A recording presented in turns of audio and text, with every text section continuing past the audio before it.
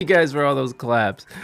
Oh, there it is. We did it. We finally did it. Bentley, thank you so much for coming on, and thank you for being flexible with your time. All good. Because I know last week we had to cancel, which I was bummed.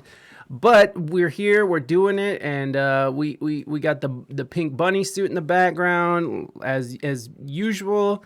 He has Taking his selfies, baby. he's taking Doing some selfies. promotion. Hey, I appreciate it. I'm on the Appreciate. feed. No, fucking I was I was listening to a moist thigh claps. Oh my goodness, I love that. Uh moist thigh claps from Bon Bon. Um I was listening to your podcast and I love that you brought your guest on just so you could sort of like shit on his choice of movie. Uh, Oh yeah. Because he wouldn't do any other Which movie. He was podcast? such. Which one was it? I was playing Batman Returns, and you had Oh, your buddy Jesse on, and I can't remember the context now, but you're just like you were just saying that Batman Returns wasn't that great, and he was just like oh. he loves it, and that was his childhood uh, Yeah. love affair, and you're just like, ugh. Well, here's the thing about Jesse Whitehead and I is we have a very we're very good friends, and we love each other very much. And the second that you put a microphone in front of us, we become enemies, and all we do is try to belittle and roast and make the other one feel small. Yes, well, what are friends for, really? I mean, It's the best. Like we insult each other so much, and some of the local roast battles that we've done that we've both been on. And also we used to do this show called Misconnections. It was an improv show where he and I were readers, and we would read a misconnection, and then improvisers would make a scene based off of it. And I would, occasionally do a voice, do an impression, and I would say who it was beforehand for the audience. hmm. And then one night he goes, the greatest thing you can do is tell everyone what you're going to do so they understand the magic trick. God, you hack. Are you so bad at voices that you can't let the audience figure out who it is yourself? And I was like, oh man, you fucking turd. I was Oh, laughing so hard on stage, but I was like, he's oh man, it cut me to the core. Yeah, but I love that man. But yeah, and then Christmas Vacation just came out today. Oh, okay. I thought Batman Returns was today, but or was the No, recent one? Batman Returns was yesterday. Christmas Vacation Ah, was today. First time I'd ever seen Christmas Vacation. oh, And I've seen it once, but I don't remember any of it. yeah, that's because it's not a good movie and it's not very memorable. So you were like gonna dedicate a whole podcast to it? Why not? Well, I mean Gremlins, the first one that I'd done, Gremlins, which started on Wednesday, I'd never seen Gremlins either, and I really enjoyed that one. Yeah, Gremlins Christmas is pretty Vacation. awesome. And the crazy thing about Gremlins is watching it, I was like, dude, it's crazy to see Hill Valley from Back to the Future covered in snow because it's the same Universal backlot. Mm. And it's just I was just like, dude, okay, so there's the movie theater. I'm like, that's where Lou's Diner would be, except it's Montgomery Ward's this time. And all this stuff. And I was just like, oh, that's so interesting. Which is from if anybody doesn't know, is references Back to the Future, the little town that they're using there. But wait, is it the? It's not the same. Okay, it's the same lot, just not. It's not the same director though.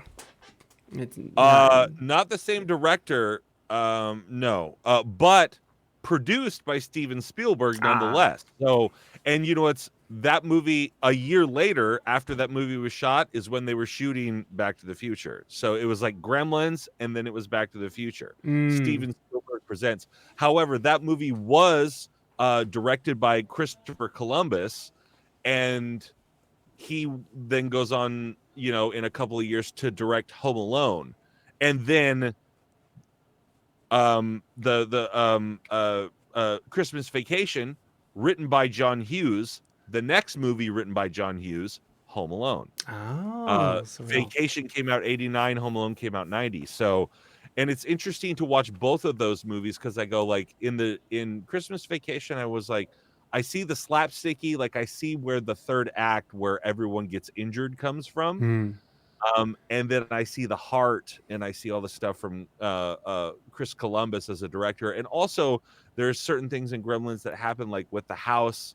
They've got attics, they've got laundry chutes, and it's very interesting. You kind of see the Venn diagram of like how those two people come together and make Home Alone or whatever.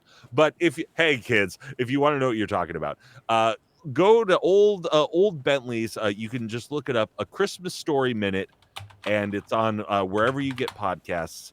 And I'm doing the 12 days leading up to Christmas. I'm watching 12 Christmas movies with pals or solo.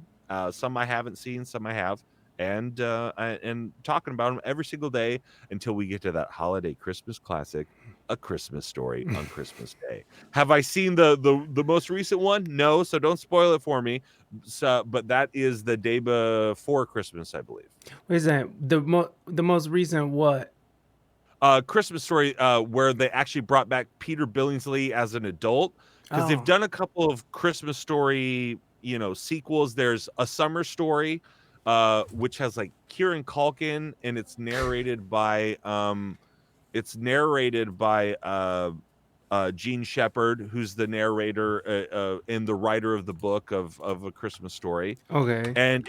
And if you want to see what he looks like, he's the guy in A Christmas Story, like where they get in line with Santa, and he's the old guy standing there with his wife. He's like, "Hey kid, the line it ends here, it starts back there." That's actually the narrator of the movie and the writer of the book. And then there's the quote unquote A Christmas Story 2, and that has Daniel Stern, who's the Mm. tall bandit from the Wet Bandits and Home Alone. He's the dad. But this is, I think it's called A Christmas Story. Gosh darn it, I can't remember what it is, but it's on HBO Max, and Ralphie's all grown up and everything, and I'm very excited to watch it because I they bring back a bunch of people. Well, let's see. Oh, hold on, we're going. It's like A Christmas Story More Christmassy or some. Oh yeah, there we go. Well, yeah, there it is. Jesus. A Christmas Story Christmas. That's what it is. A Christmas Story Christmas. Yeah. Oh, And that's Ralphie all grown up. And you know what's so funny about him? He produces Jon Favreau movies. He produces Marvel movies. He's in the very first Iron Man. Wait, He has. this dude. So this dude is like rich beyond. Oh yeah, he's got some money. And he's just out there producing it. Oh my god. Yeah, he produces Jon Favreau stuff. He produces Vince Vaughn stuff. He's the guy in the first Iron Man that Jeff Bridges is talking to. He's like, he goes, Tony Stark invented this in a cave, and like you see some guy with like a half bald head because he shaved his head. He's like, well, I'm not Tony Stark. And then he comes back in the Spider-Man with Jake Gyllenhaal. Jake Gyllenhaal uses him as he's like his like behind the scenes guy that's like running all the tech or whatever. And that's Peter Billingsley. Yeah. And hey man, I don't know why we're not going in on a joint venture. They're selling the Christmas Story house right now. you and I could buy it. You're right in the neighborhood, and then we run an Airbnb / piece of historic nostalgia together. And they just sold the Goonies house, which is like 3 hours from me, for like 1.6 million or something like that. God So damn.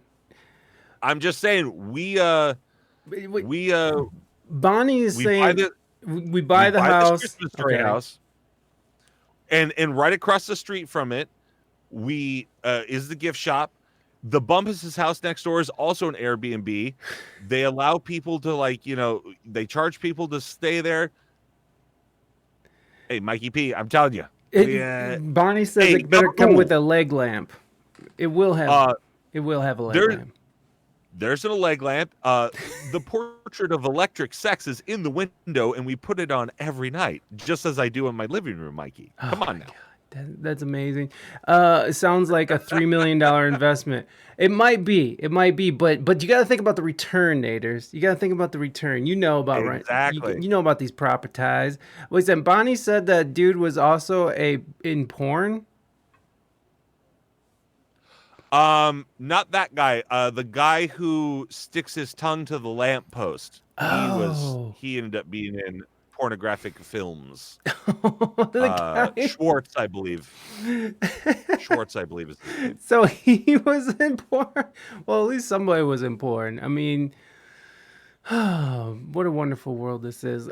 This does look actually pretty. McLovin is in the movie. McLovin's in this shit? Oh shit, sorry guys, Yeah, sorry. I just saw him. He was the guy that was just like flying through the air on the trailer. I haven't even watched the trailer because like I don't want to know anything about it. Oh, okay. So, I'll like, stop it. I'll stop seeing this is like the most. I'm just glad I can't hear it. McLovin still sucking on that pole. Thank you, Bonnie. Just the tip. All right. Anyways, I hold on. I'm trying to get. Dude, I've gotten a lot. There we go. I've gotten a lot more familiar with Twitch because I found this dude on TikTok that makes me laugh. And he has a Twitch. He's a video game guy who plays Modern Warfare. The black dude? No, his name is Slater. Oh, okay. His name is Slater, and he's like this 25-year-old guy that uses like a voice changer to make it sound like he's younger. And he says he's like 10 and a half the whole time. And so he's like, "Hey guys, I'm freaking McTwisted. Like, I'm so excited to play with you." He's like, "Mom, get off the Wi-Fi. I'm lagging." And like, and he just does all this crazy stuff. And he'll be like, he goes, "Guys, you know, teamwork makes the dream work. And if we win this one, I'm gonna steal my mom's credit card, and we're gonna, and I'll buy you guys all new skins or whatever." Like, it's so funny. It makes me giggle so much. Get off the goddamn phone, and like Mom. Exactly. That's basically bitch. exactly what it is. I told you, dumb bitch, you can't be on the fucking Wi-Fi when I'm streaming. Exactly. Yeah. And because of like the perimeter chat in that, he'll like lure people. He's like, "Oh no! Oh my wife! Oh, my controller got disconnected. I hope no one's coming in." And people come in. He's just like and just like mows them down or whatever. It's so funny. I was like, I've watched. In the last month, I've probably watched his streams like 4 or 5 times a night, and they go for like 4 hours, and I just put them on, and I just like work on stuff, and he just makes me giggle. But like I've sort of started to hear like a lot of the terminology that you used. I was like, oh, he's like, "Thanks for the one gifted. Here's the like," and I kind of like figured it out. I was like, after watching him so much, I was like, oh. Because someone gifted me a subscription to his channel, like a couple of people did. They're like, "Here's a 1 month subscription," and so people are giving. And I was like, "Oh, so this is how this is what old We Speak English does over here." Yes, sir. Yes, sir. That's how it goes down. Yeah, you know, man, Twitch has so much like different, interesting shit on it. I mean, there's this dude who just has his turtle tank, and he just plays like lo-fi music. And you can change the angles of the turtle tank, and you can it's called Turtles and Chill. And it's just his turtle tank, his turtles, and just a community. And they're partnered, and it's ridiculous. Like, what the fuck who even thinks of that shit? Someone has like a jar of peanut butter or something. There's just some weird jar of peanut butter. I think they're a partnered stream. It's ridiculous. But you've been following down, has over 100 at a time. Yeah, you're right, daters. It's fucking pops off in there. But the TikTok, man, so you've been getting into the tickety talk? A little bit. Like I just scroll. This is how you know I'm 800 years old. The ones that I like is that kid, and then who's like 25 to 28 or something like that. And then the other one that I just love, and I get mad when I don't see new videos from him. He's called like the Real POV Chef.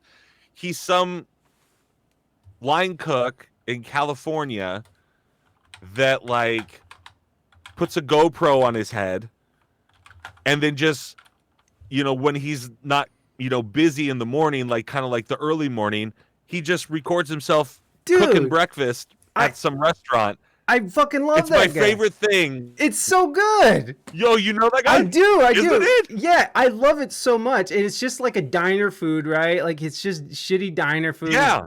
Hold on, let me. Oh my god, So sorry. it's flipping the eggs or whatever. Yeah, it's called. I think it's called like the Real POV Cook or the Real POV Chef or something like that. Right. And I just sit there and watch his stuff, and like he got sick, the cold that's going around, so he didn't post for like 2 weeks. Yep, that's the guy. Yep. He doesn't do any tricks like, or anything. I love his hash brown technique though. I do love that he just cuts it, Yeah. flips it, and goes. But I love that. Dank. Yes. Yeah. And he's so good at I can't do that shit. I'm not that. I am not that. But it's just him back I here. sit there and watch killing. this guy. I sat there for like an It's hour and the a half. It was like an hour and a fucking half just me watching this guy cook. I don't know why it's so enthralling. It's mesmerizing, eh?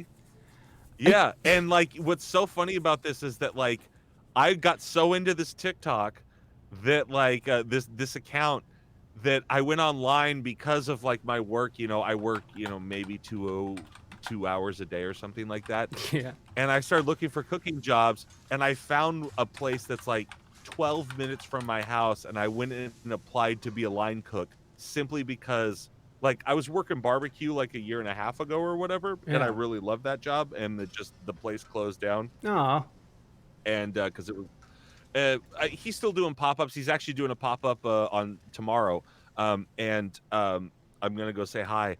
But like I was like, I would love to cook like 3 or 4 days a week, and I went and applied for a line cooking job because of this TikTok account. I was like, I could do this, and I have a callback. No. I have a callback.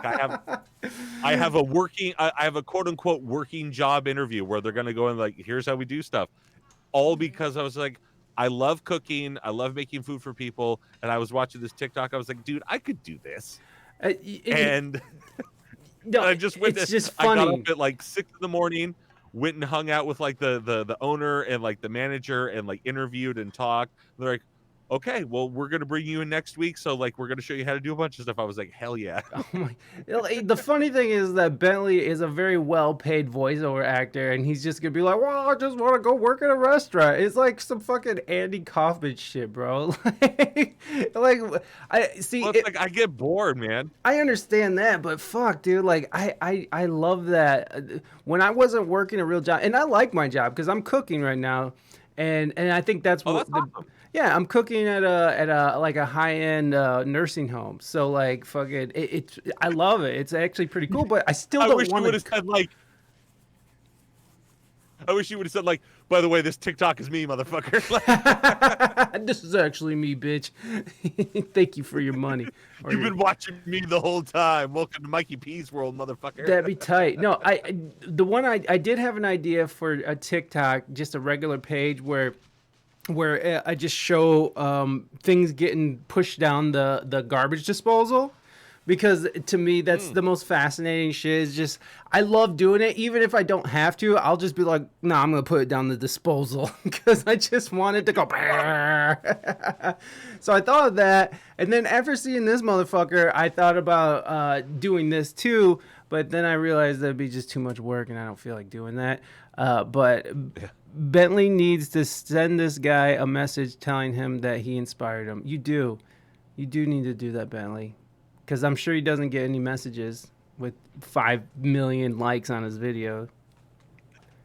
Yeah. Sure, I'm sure yeah, that's the thing. Like I'm always I'm a lurker on anything. It's sometimes I'll comment like in the moment, mainly if I've like smoked one too many jazz cigarettes. I'll like that's when I start commenting. There's this blonde gal who's like she works in Detroit morning radio. It's like KP Detroit in the morning or something like that. And she was talking about is a hot dog a sandwich? And I know there's a podcast out there called A Hot Dog is a Sandwich or something like that. And I was like, or just listen, and they debate like food stuff where it's like, is this thing a this, blah, blah, blah. And so it's like, and they just do food debates. I was like, or just listen to the podcast.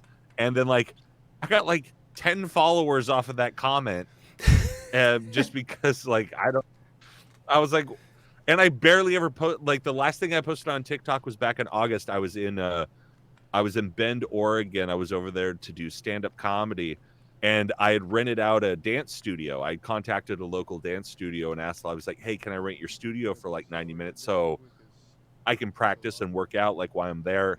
And I like to do that sort of stuff, be active, and before like the day of the show, like be active and all that sort of stuff. And I was staying with my cousin, and like it was crazy. I hadn't been there in like 22 years over to Bend, like, and my mom's entire side of the family is over there. And so like I'd seen my cousins like at my mom's house and stuff here and there, but like stayed at one of my cousins' houses and hung out, and it was great. And it was so nice to see everybody. And I was like, oh my gosh, like we're all in one place, like when I was a little kid, like at Christmas time and that sort of stuff. Aw. And I just went to the dance studio, worked out, and I figured out this really weird step.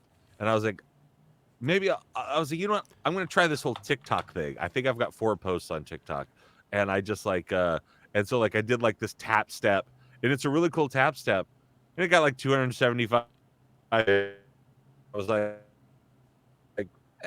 good. But I'm actually working on something specifically for TikTok. It'll be on Instagram as well. Everything that I do is like at Bentley Who, Twitter, Instagram. Oh no, throwing up. Twitter, Instagram, TikTok at Bentley Who, and but I'm finally, and you know what this is, but I'm after doing that play, Matilda. After doing that play, I gained weight to do the play, and so now like I've lost enough of the weight that I gained where I start to feel kind of normal for myself, at least. Wait a second. You gained weight for the play, or did you just gain weight? No, I gained weight for the play. Okay. So right. I believe you. So she is so it happened. So I auditioned like January. It's almost a year ago, which is crazy. I auditioned late January or early February of last year, and then the show started in May. Well, she's like, I was Miss Trunchbull and Matilda. Emma Thompson is playing her in the Netflix movie that's coming out. Oh, they're gonna make a remake on just. It's Christmas Day. It's coming out Christmas Day on Netflix, and Emma Thompson, which is for all of you other Christmas movie aficionados, is the wife of Alan Rickman in Love Actually, where he gets her a Joni Mitchell CD. I thought you loved Joni Mitchell. Oh, so sorry. And then he cheats on his wife with his secretary. Oh, good. But R.I.P. And she's also Professor Trelawney in the Harry Potter movies, like the crazy crystal ball professor or whatever. And a million other things. Wait, was she the lady who's also in Martha Singer or Marla Singer in Fight Club?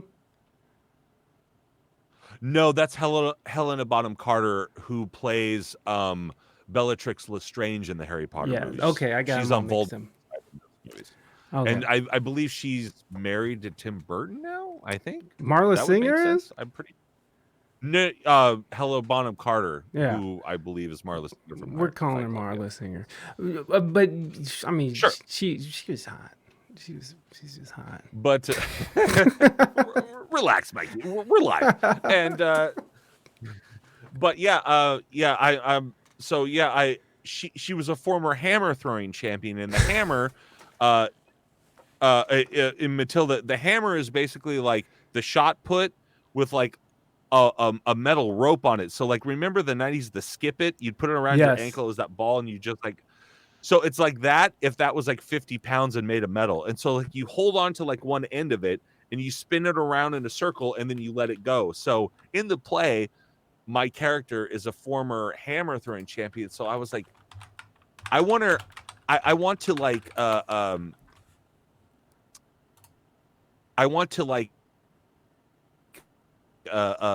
be like an old NFL player, where like if you see this NFL player that's been out of the game for like 5 years, they're still like yoked and jacked like up top, but now they have a gut. And so it's like push-ups and like arm exercises with weights or whatever. Yeah. I just did like, biceps and like shoulders and stuff like that. And then I just started eating pasta a lot, and I went from like 210 pounds to 200 and almost 50 pounds in about 3.5 months, real easily. Just started eating bread and pasta and like, because I wanted her to have a gut. And so like, if you see me in that or whatever, you know, I think I've sent you the videos of the last time I was on. I sent you a personal video of it. But yeah, and now it's just been like getting rid of that like 40 pounds that I gained, which is way harder when you're 41 years old. You're like, you go to the gym and like you'll lose like 10 to 12 pounds and you're like, all right, cool. Yeah. And then like you just kind of stay there or whatever. And like, You just yeah, it's just, plateau. That's where I'm at. yeah, you plateau. You're like, come on, man. And then like you kind of like try to keep going. And so yeah, I've just been going to the gym a lot. I like doing the row machine, which is good. But also Yeah. I've been building muscle, and because like, and so it's like I'm getting smaller, but I'm also like getting bigger, getting jacked, bro. You know, You get fucking pumped, man. You about to fucking just start punking on some get scrimps. my pump on. Yo, look at this! Look at this lady just skipping to the. What the fuck? That was tight. Oh look, they got their poses. Look, and I love that they're like bigger ladies. You know what I mean? They're not just some like little tiny thing out there. These ladies are fucking. Well, I think they're like 50 pounds. So I mean, like grabbing 50 pounds and like counterbalancing that with your body and swinging it around, like. But I do like how like track and field has also become the WWE. Like everybody's got to have like an entrance, Yeah. and that lady definitely has like a bad wig, and Yo, it really is. It really is. They just need like the flames and like some crazy music going. Wang. Wang. You hear the glass break. You know, Steve Osler's like, throw me a beer right now. Remember when he would like flip people off and like that was like really risque on cable TV back in the day? Yeah. Yeah. Now it's just whatever. Again, on TikTok, I was like watching this person that was like filming a match that Steve Austin but they were like where the cooler was, where the guy who was throwing him beers off camera is. So they were filming the guy who throws Steve Austin his beers, and there's just a cooler full of beers, and he's constantly just like opening up and like chucking them to him. I was like, dude, this is that's the kind of content I enjoy. I was like, behind the scenes, amazing. Right. I wish that Snoop Dogg's blunt roller had his own TikTok. Like he needs his own TikTok. He's just sitting there. Yeah. Now I'm gonna roll another blunt for Snoop. He's just in there breaking shit up. I love that Tom Segura story where Mike Tyson came and watched him do stand up, like because he met Mike Tyson on a plane, and then that night, you know, Mike was like, "I've been watching a lot of Netflix." He's like, He goes, "You're on Netflix." He goes, "I am." He goes, "I'm gonna come watch you work out, brother. Where you performing at?" And so he told him, and he goes, "I'll be there." And Segura's like, so he tells the club owner, he's like, "Hey, Mike Tyson." He goes, "Yeah, sure, Mike Tyson's coming tonight." And then Segura gets off stage. He just feels his hand on his shoulder. He goes, "Great stuff, brother." And he goes, "Holy shit, Mike Tyson is here." He goes, he grabbed me and led me back to my green room. And he had a guy, because Mike Tyson just like smoked cigarettes at the time. So he smoked it. He had a guy that would come up, put a cigarette in his mouth, light it up. He goes, "Here you go, Mike." Light the cigarette, and then just like stand back. And when the cigarette was out, he'd like, "Hey, champ, you want another one? All right, here you go." Hey, champ. Oh, dude. I'd like to see wrestlers playing another sport like this or have them play baseball together. Oh, that'd be fun. Like a little softball league, the WWE softball league. Dude. Macho Man Randy Savage in the softball league. "Oh yeah, let me tell you something right now. I'm coming at you. You better throw it underhand. You better give me a good pitch, because I'm knocking it out of the park. Yeah, Macho Man going straight to the top by knocking it over the iron fence. The Iron Sheik got nothing on my softball. Yeah, telling you right now, I'm going to base 1, base 2, base 3, and I'm going all the way to home plate sliding in. Yeah, Miss Elizabeth waiting for me at home plate here. Softball, the macho way. Can you dig it? Yes. Yes, I can. That was very good. Macho Man Randy Savage, everybody. Let's go. Meh, meh, meh. Yeah, there we go. Hey, let's get this sub train going, people. No, we don't. Yeah. Listen, Let's get a sub train going. We Look, gotta like, get Mikey P up to 100. he learned some terminology, and now he's on here begging you guys for subs. Listen, you guys know how it goes. Yeah, I love all of you.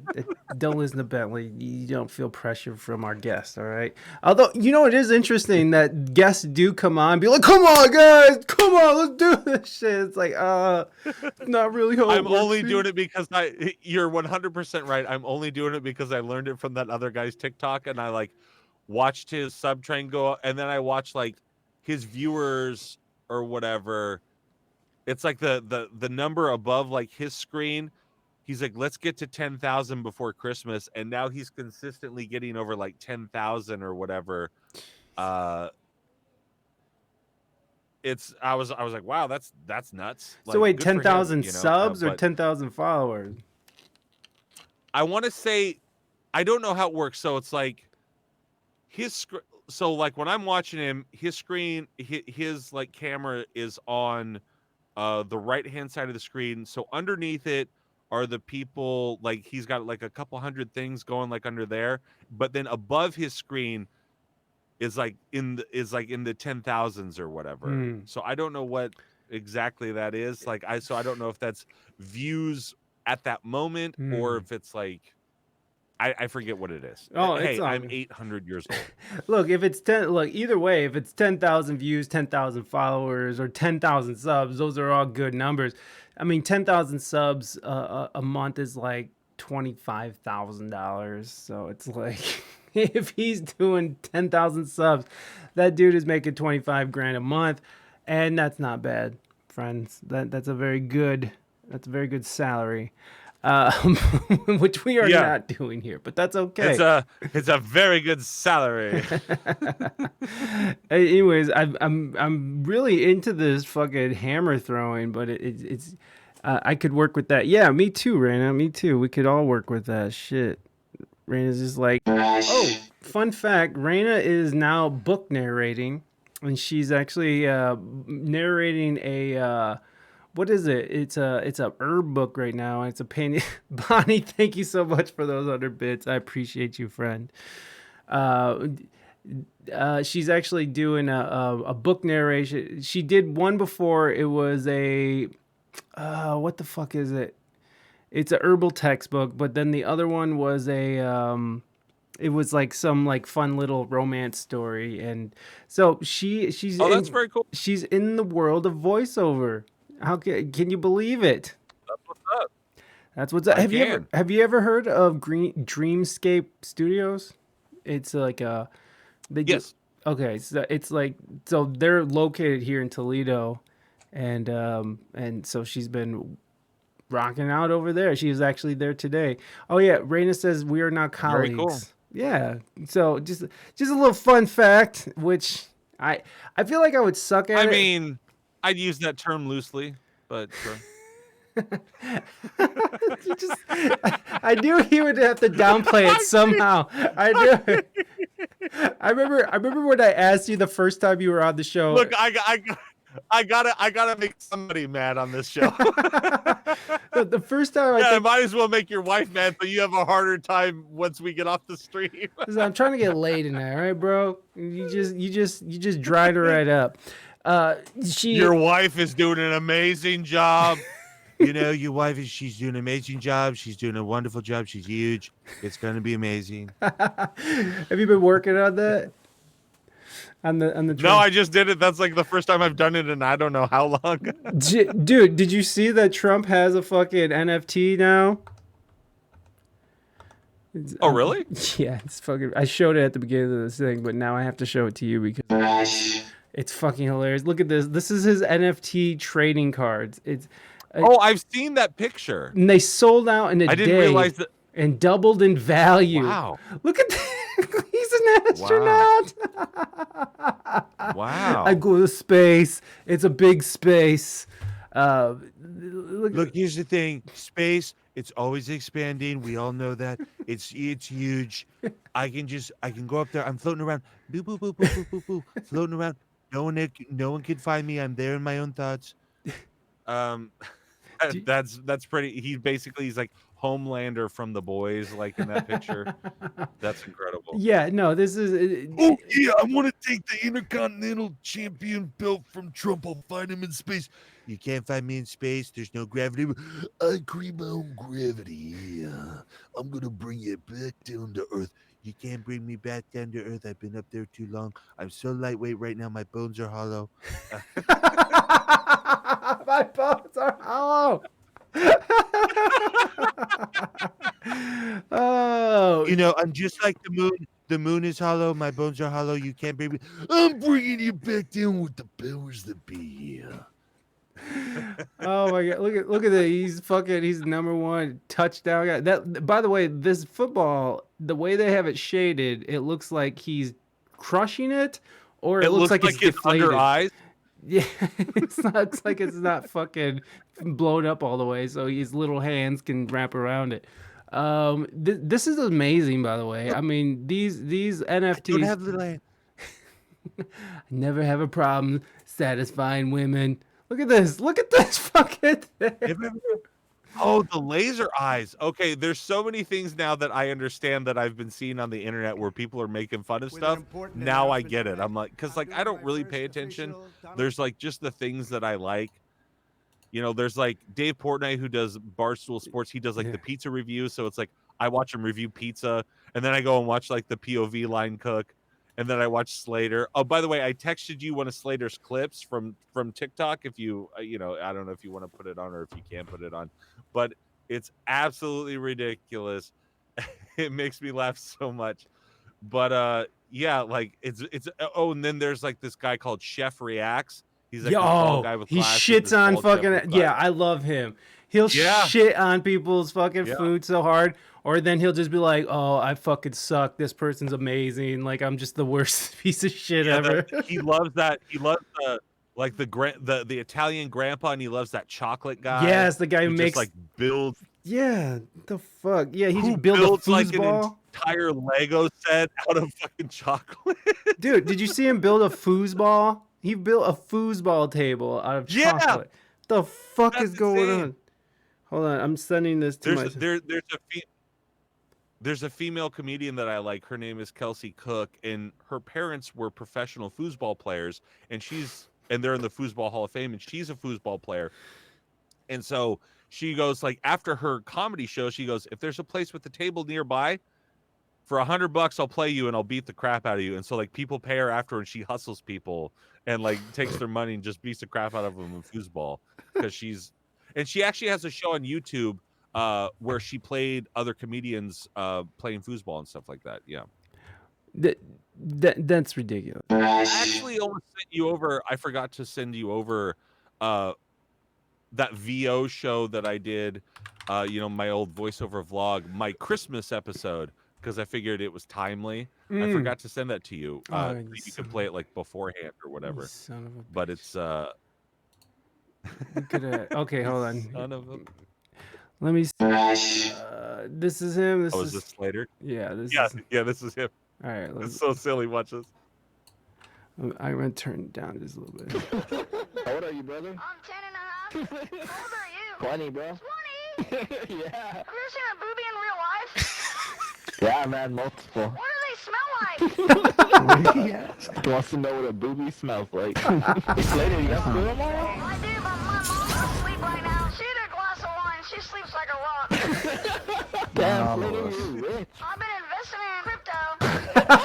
Hello, is anyone here? This is what's gonna happen. We're gonna tell him we're gonna be friends, right? He's gonna be looking at me. I'm gonna say, look at me. I can do a magic trick. Watch this. And that's my cue. When I spin, I'm gonna go, and then that's when you get real behind and get real nice and close, and you just... Okay, dude, let's do it. What is this gonna work? I don't know, we're good guy's 6 years old. Silly goose. Oh my god. Gotcha. Slater, you got a mic? Yeah. Well, this guy is awesome. And he does like 4 or 5 hour Twitch streams. I'll just put it on. It's like I'll clean my kitchen, or like I've been making a lot of soups, recently because it's wintertime, it's cold, so it's like I'm in my kitchen working, or like I'm making podcasting notes, but I'll have him on in the background and that kind of business. Started another Movie by Minutes podcast. It's Speed Movie Minute. I So remember you were talking about 90s doing classic, the 90s classic Keanu Reeves. Well, that's why I've got that new avatar of me that you're using. That's part of the art of Speed Movie Minute. But yeah, go on to iTunes or Spotify. If you go on Spotify, we do a daily trivia question Monday through Friday, and it's called Pop Quiz Hot Shot.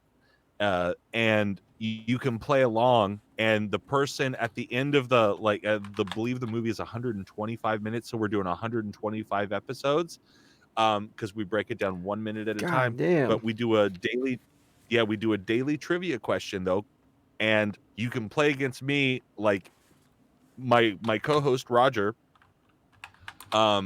creates a trivia question, and then I answer it the next day, but it's always on Spotify specifically. It's you can always answer along with it, and we're keeping a leaderboard, and then the winner of that gets to go against me in Speed Movie Trivia Ooh. as a special episode. And I'm dropping the link in Speed there. Movie Minute on all your platforms. So wait. Okay, so it's gonna be different from a Christmas Movie Minute. It's gonna be on a different feed. It's a different feed, yeah. Okay. So yeah.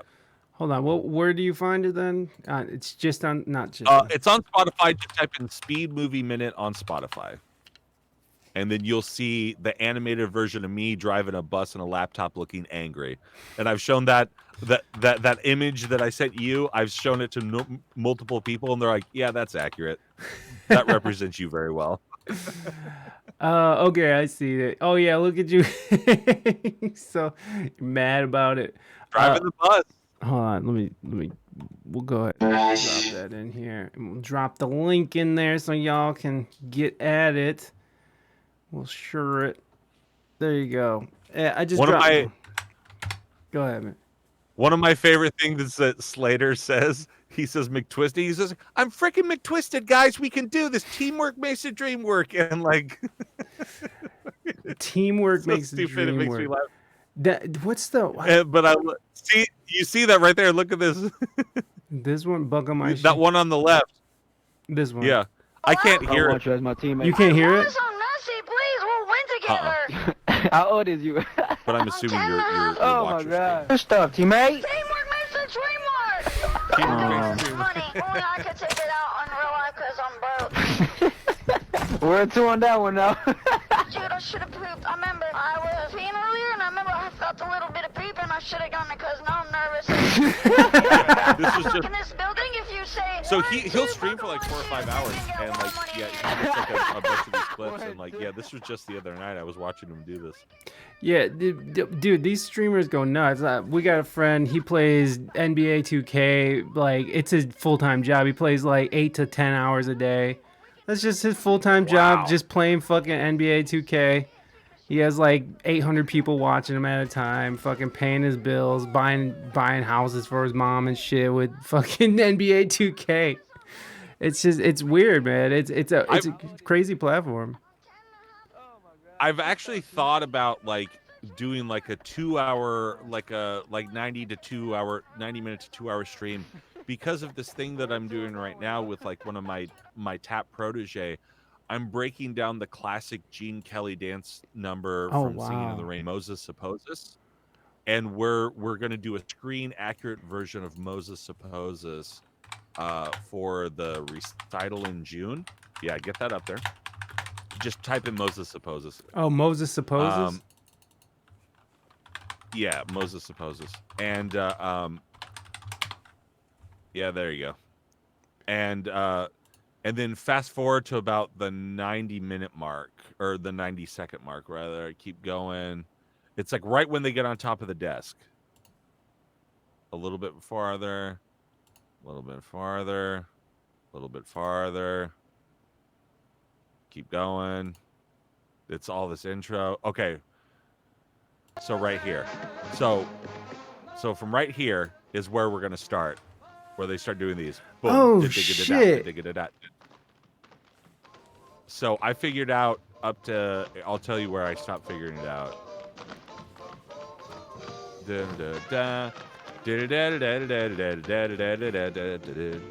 So I'm the guy in the green sweater. So I'm going to be doing this, and then my protege is going to be Gene. You know what's crazy about this? Gene Kelly is 42 years old right here. God damn. I can't even do any of that. I'm fucking almost 40, and like I feel like I'd pull a muscle or some shit. Like break a vertebrae. I'm figuring all of this out, and I'm like writing it all down. Like I just had my first rehearsal with my protege last night, and we like basically got like the first 20 seconds down. Wow. And so like we're gonna do this whole dance at the recital. So I was thinking about doing like a Twitch thing. I was like, here's me breaking down Moses Supposes. Like here's me figuring it out and practicing it or whatever. I have a Twitch account because it's like I follow you, I follow Slater, and I follow like my buddy who doesn't do anything anymore. So I think I follow like 3 people on Twitch or whatever. But I was like, I don't know, that's kind of interesting, like to like watch somebody to like try to figure out like this classic dance or whatever. Absolutely. And like take the journey, you know, and then it also makes me like accountable to like, I don't know, like 3 times a week stream and be like, hey, you know, here's the days that I'm basically gonna practice online for you. Yeah. Type of thing. Dude. Yeah, we got to figure out set pieces. Yeah, how you we got to figure out set pieces. So we got to. I'm thinking we might just do like from Matilda. We had these like you know those as a kid those wooden blocks that are like. They're brown, but then like the edges are like colored like green, and like it's like got the letters that are colored or whatever the same color. You like the little letter blocks or whatever. Yes. When you're like a little kid. Yes. I was thinking about building something like that, where it's like 2 by 2 and solid, so you could jump up onto it, because it's all about this. So it's like use that as the chair and as the desk type of thing, or I don't know. We got to kind of figure it out, but I definitely don't just want to do, because I've seen like productions of it done online where it's just like a flat surface, so like all the jumping up and down and off of stuff kind of loses its luster because they're just kind of like looks like they're hopping in place, right. They're doing the pogo. But yeah, working on that, and which has been really fun, just getting that part to like right like where they jump off the desk and right before Donald O'Connor starts his solo. That took me like 2 hours because I had to like sit, because like I've seen this probably like 300 times, but that's just me watching and going like, oh, I understand what they're doing.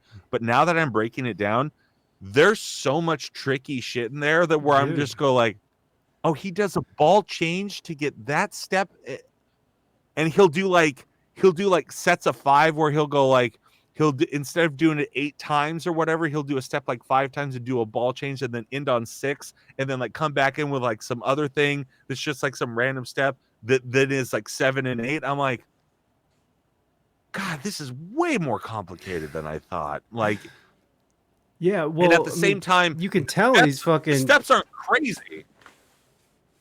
Yeah, well, like the steps aren't crazy, but it's just like, you hear about the making of this, like Debbie Reynolds, who's in this movie. She was 18 years old at the time, and she didn't know how to tap it. Like she knew how to do like a time step, but like she was for like 8 weeks, I think, and it was like 6 to 8 hours a day. She was in dance training so she could dance in this movie with Gene Kelly and Donald O'Connor, and like, yeah, like, so anybody that. Like I always have that sort of perspective of like when people are like, oh, I didn't practice. I was like, Debbie Reynolds, she practiced 8 hours a day for 2 months straight.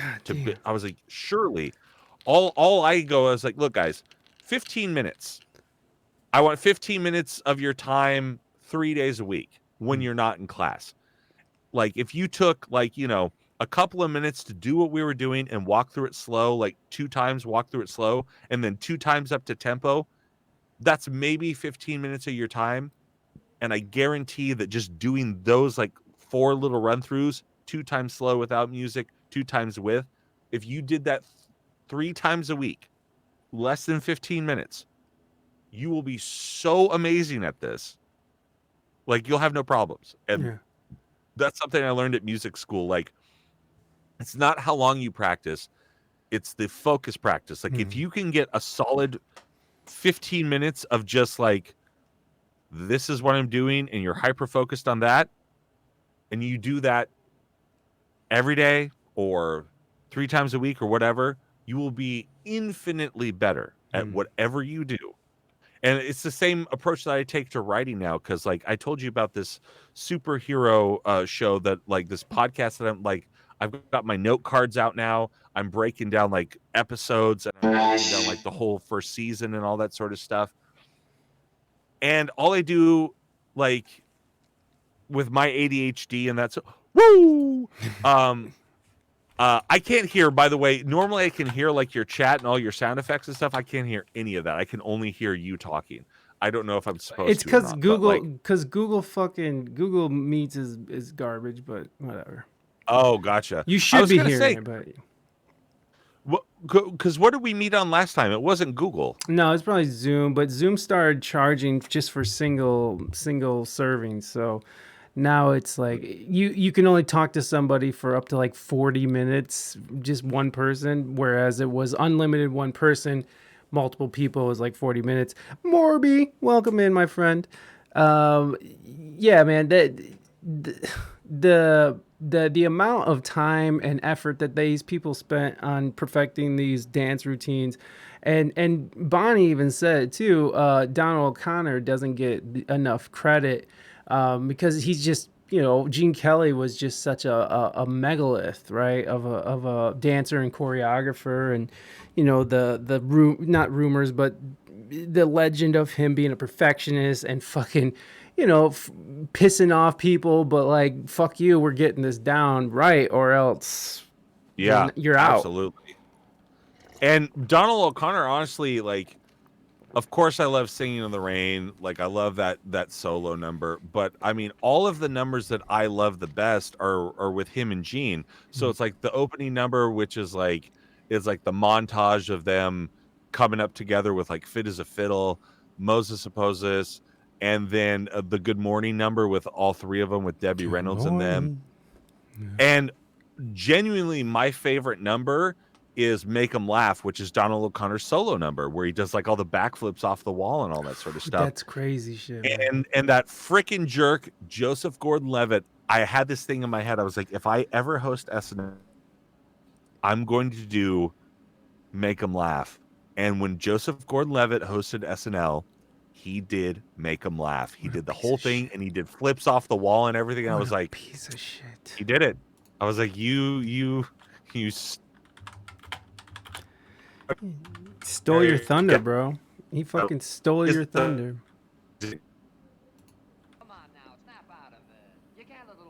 Working on the superhero thing, and then like the 12 Days of Christmas podcast. It's been fun writing all the superhero stuff, because it's like trying to find like, oh yeah, this is great.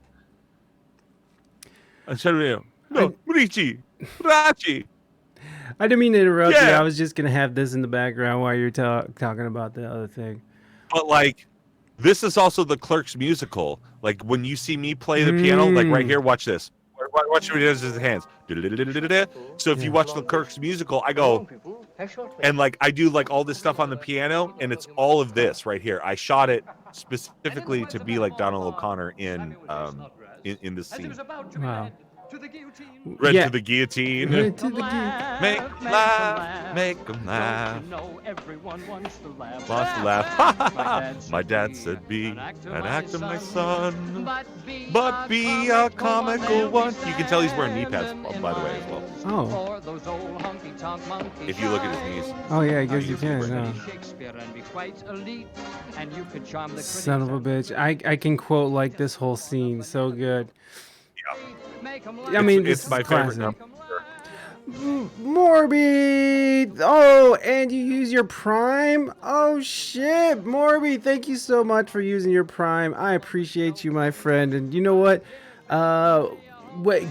Bentley, since you're on, can we get a thank you of a voice of your choice for Morby for 11 months?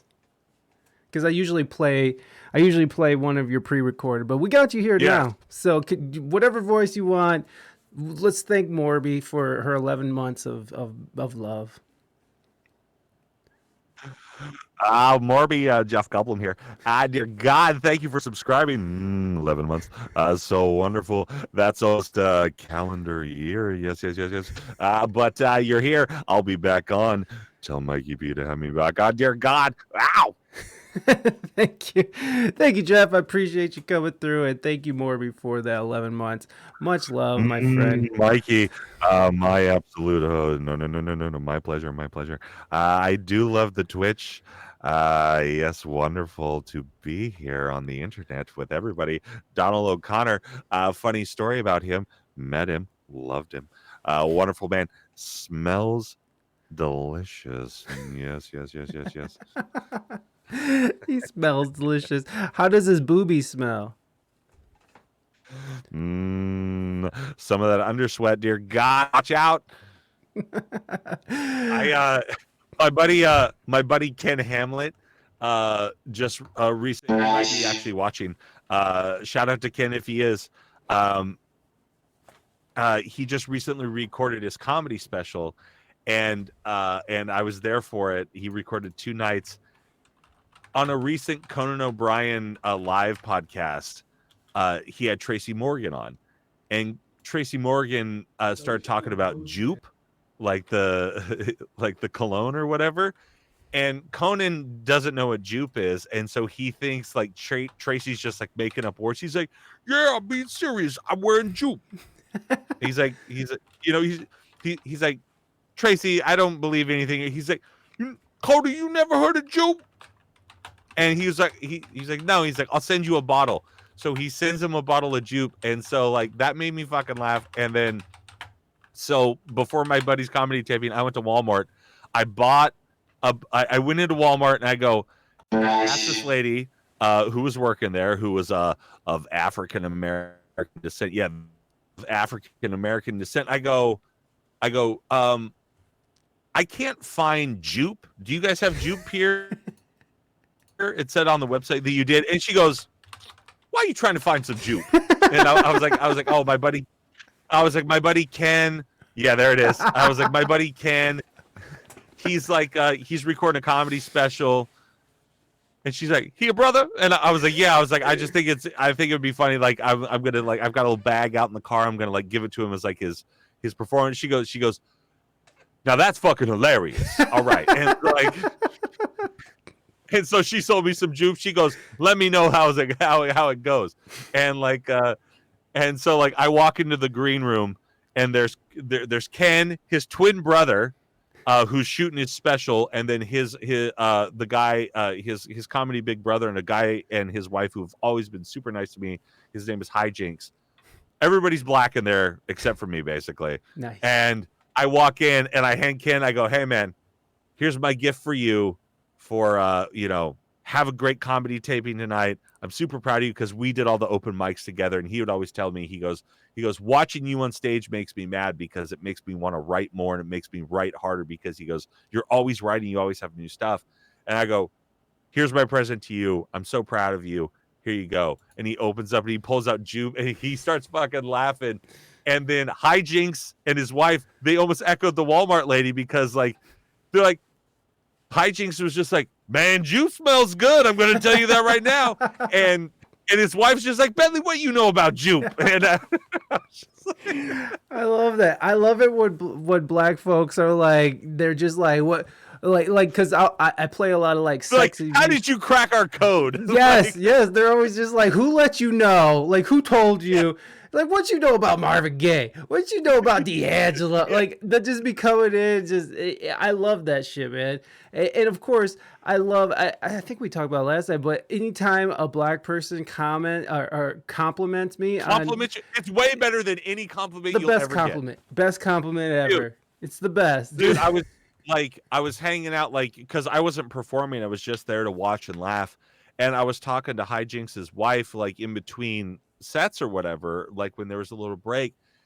And we're just talking. She goes like, "What are you doing?" I was telling her I was doing voiceovers and stuff, and I was telling her I was teaching tap dance, and I was telling her about this clothing line I want to start, specifically oriented towards dancers, called Copaesthetics Inc. Because the Copaesthetics are, and it was also called the Copaesthetic Club. That's like where like the who's who of tap dancing. They were called the Copaesthetics. So I want to do Copaesthetic Inc. Do like nice, soft, like good, like nice sweatshirts, sweatpants, like just start like nice dancer wear, like so like stuff that you can put on after you dance, so like you keeps your body warm, keeps your muscles good, but it also looks good, it's functional, you know. And it's like it's nice, it looks good, kind of like how Travis did Famous Stars and Straps. Like I want it to be a dance clothing line, and just like something that like oh yeah, these are the copacetic. So I believe, let's see here, that tall guy on the left, I believe that's Honey Coles, which is my teacher's teacher. The next guy behind him, I can't tell because the screen's a little blurry. The fourth guy, that's Buster Brown. The shortest guy there, gosh, I forget his name. The last guy I believe is Jimmy Slide, maybe. I can't tell. The screen's a little blurry on my end, but yeah. So this is called the Cole Stroll, which is why Honey Coles is leading it. Like this is like your ABCs. Like this, the Cole Stroll, the Shim Sham, and that way, like any tap dancer around the world, you go, let's do the Shim Sham together. Let's do the Cole Stroll. And like you can get together and you all kind of just know this dance. It's like and it's like knowing standards as a jazz musician. Yeah, exactly. Yeah, it's your ABCs as a dancer. And but like yeah, that first guy's Honey Coles, that was my teacher's teacher. And like if you watch me dance, you actually can see a lot of me, and I just see her because like of how he moves. And I just also, if I watch video of me, I see me like whenever I watch him as well, because like that's who I learned the most from, and that's who I tried to emulate the most was her.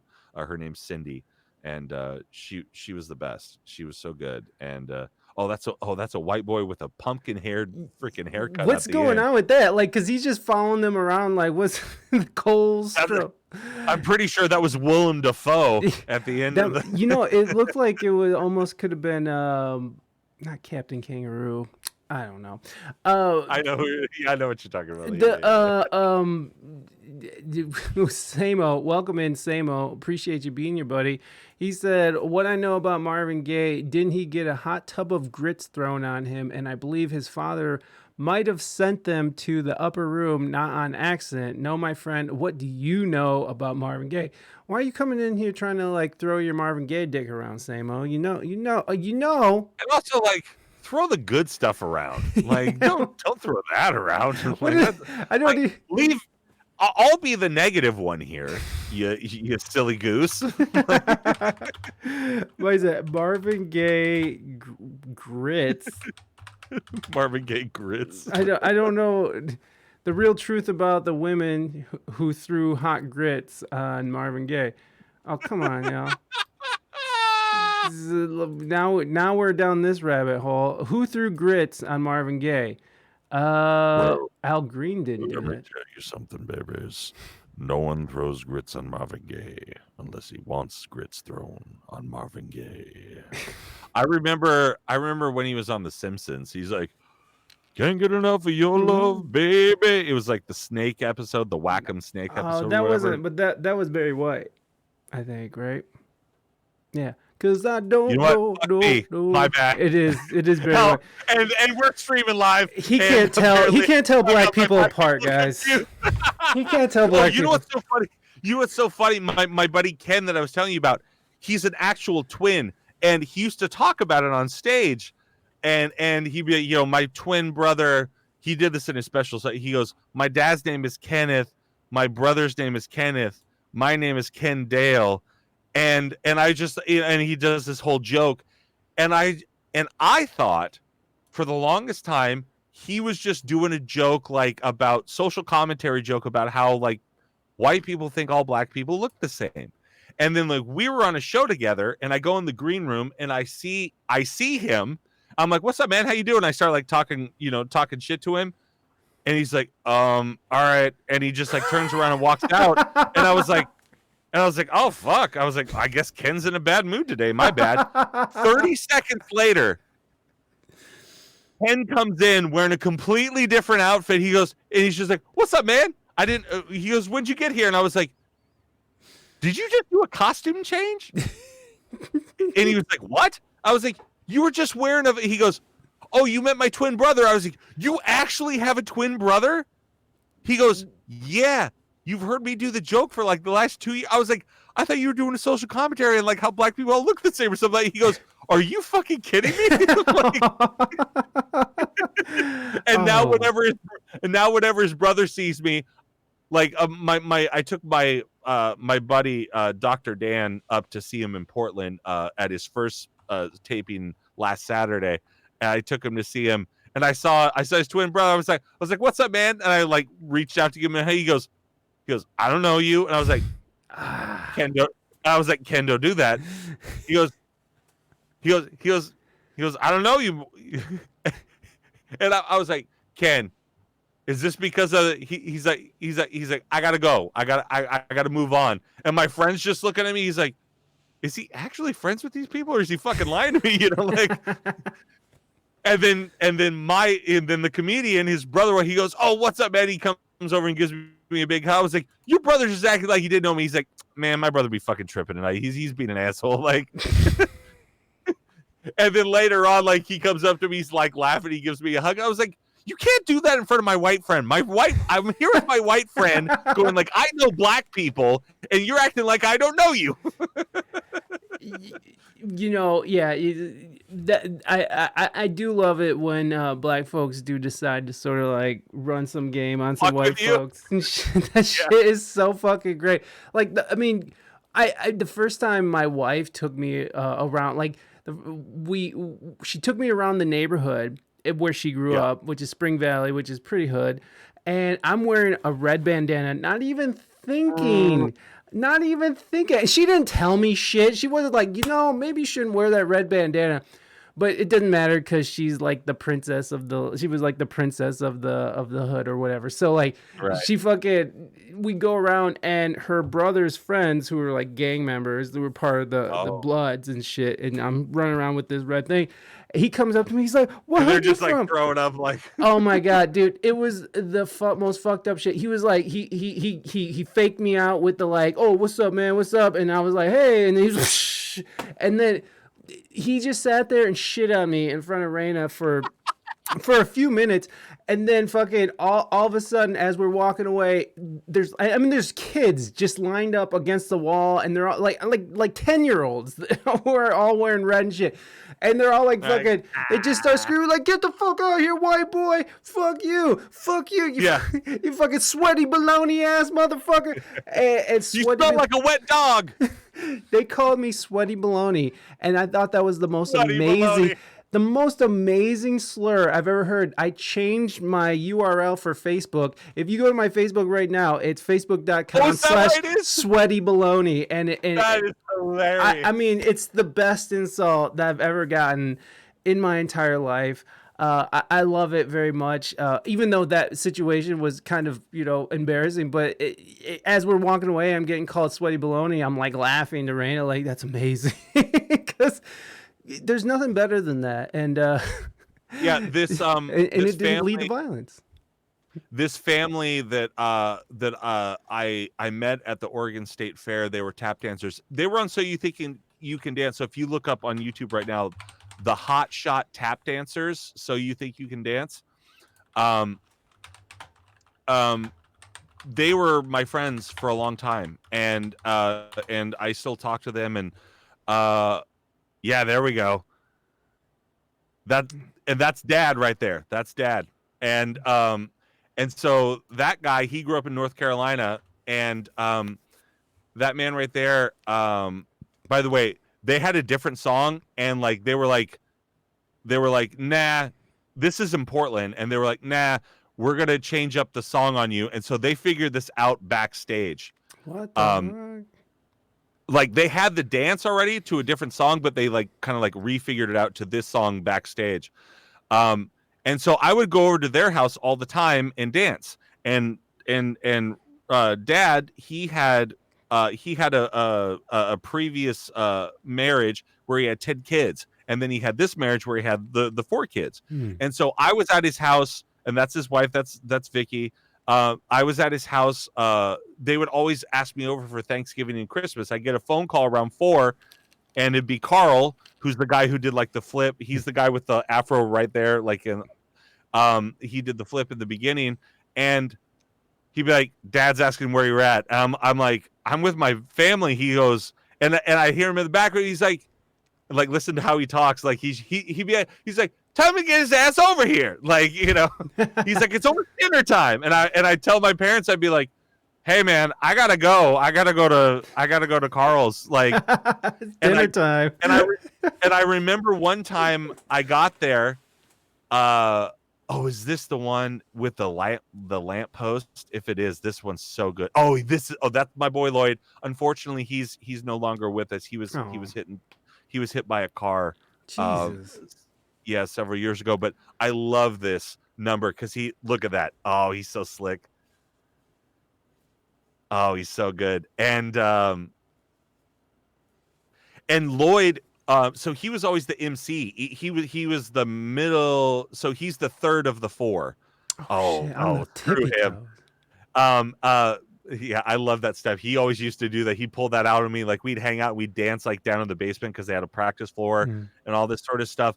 And we'd just sit down there and tap dance, and like he'd pull that out of me. I'm like, I got nothing for that, man. Like, screw you.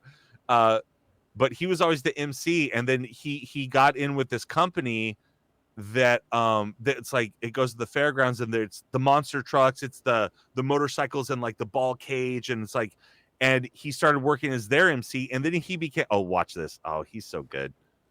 Ooh, I shit. love Lloyd. Ooh, eh. He was so good. Gosh, he's buried close to me, so on his birthday, on Thanksgiving, and on Christmas, I go out and I visit him and talk with him. He's buried right next to his dad, and I talk to both of them. And That's very sweet. actually, Dad's birthday is December 18th, so I'll be going out in 2 days. I love how he pushes it over. What a turd. I love I go out and I visit both of them like on their birthdays. I believe he's September 24th. I'm always off by like a day or two, and I get to his grave. I'm like, all right, I should know this by now. But like his birthday, Dad's birthday, Thanksgiving, and Christmas, I go out and I visit him every single day. Yeah, this is them at state fairs. Where's the hot chick at?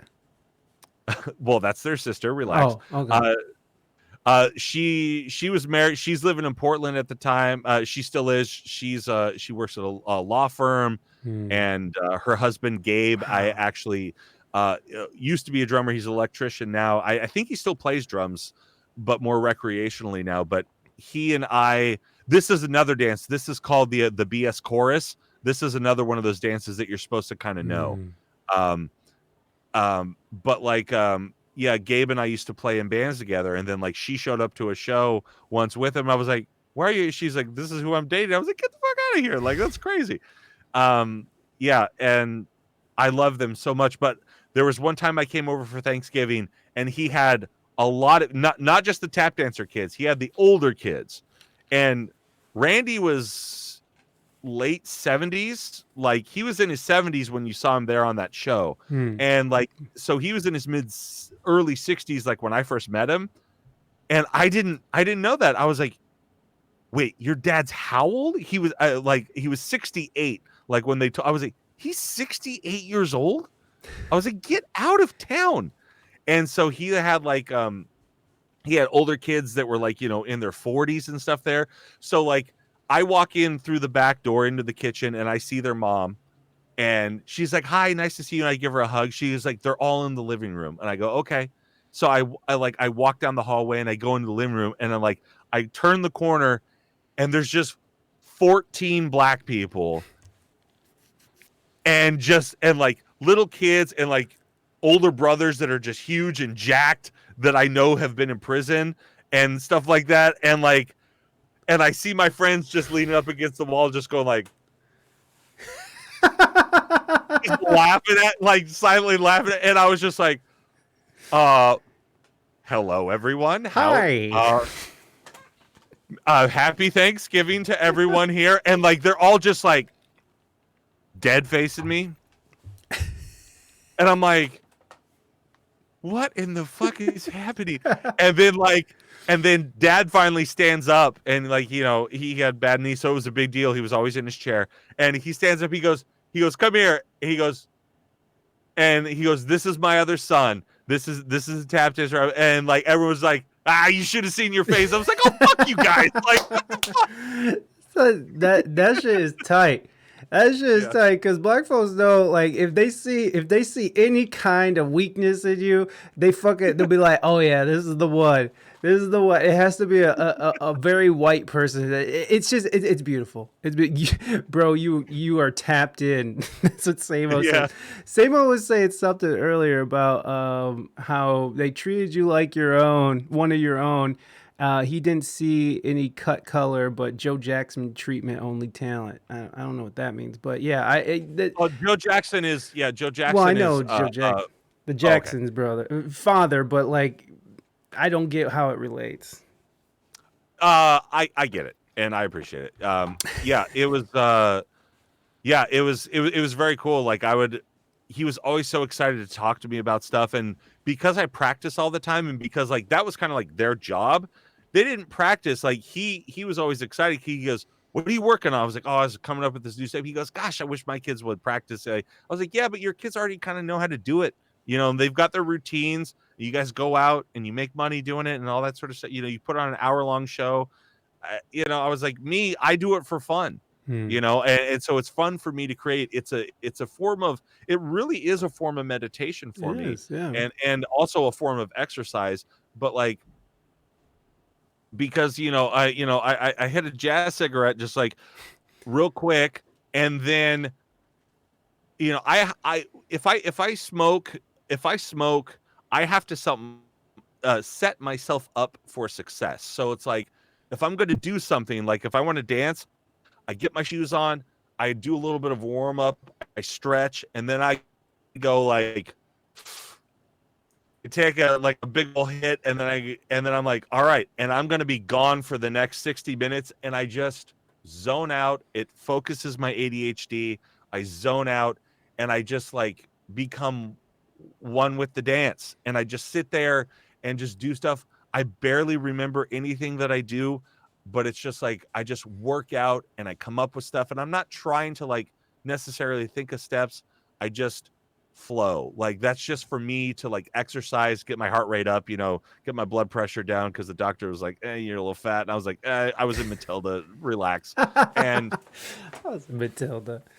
But like, yeah, it's just like, it's such a form of meditation for me. It's the same with drums. It's like, if I'll sit down at my electric kit and I'll just go like, and then I just start with like Billie Jean, boom, boom, boom, and I'll just sit there and play.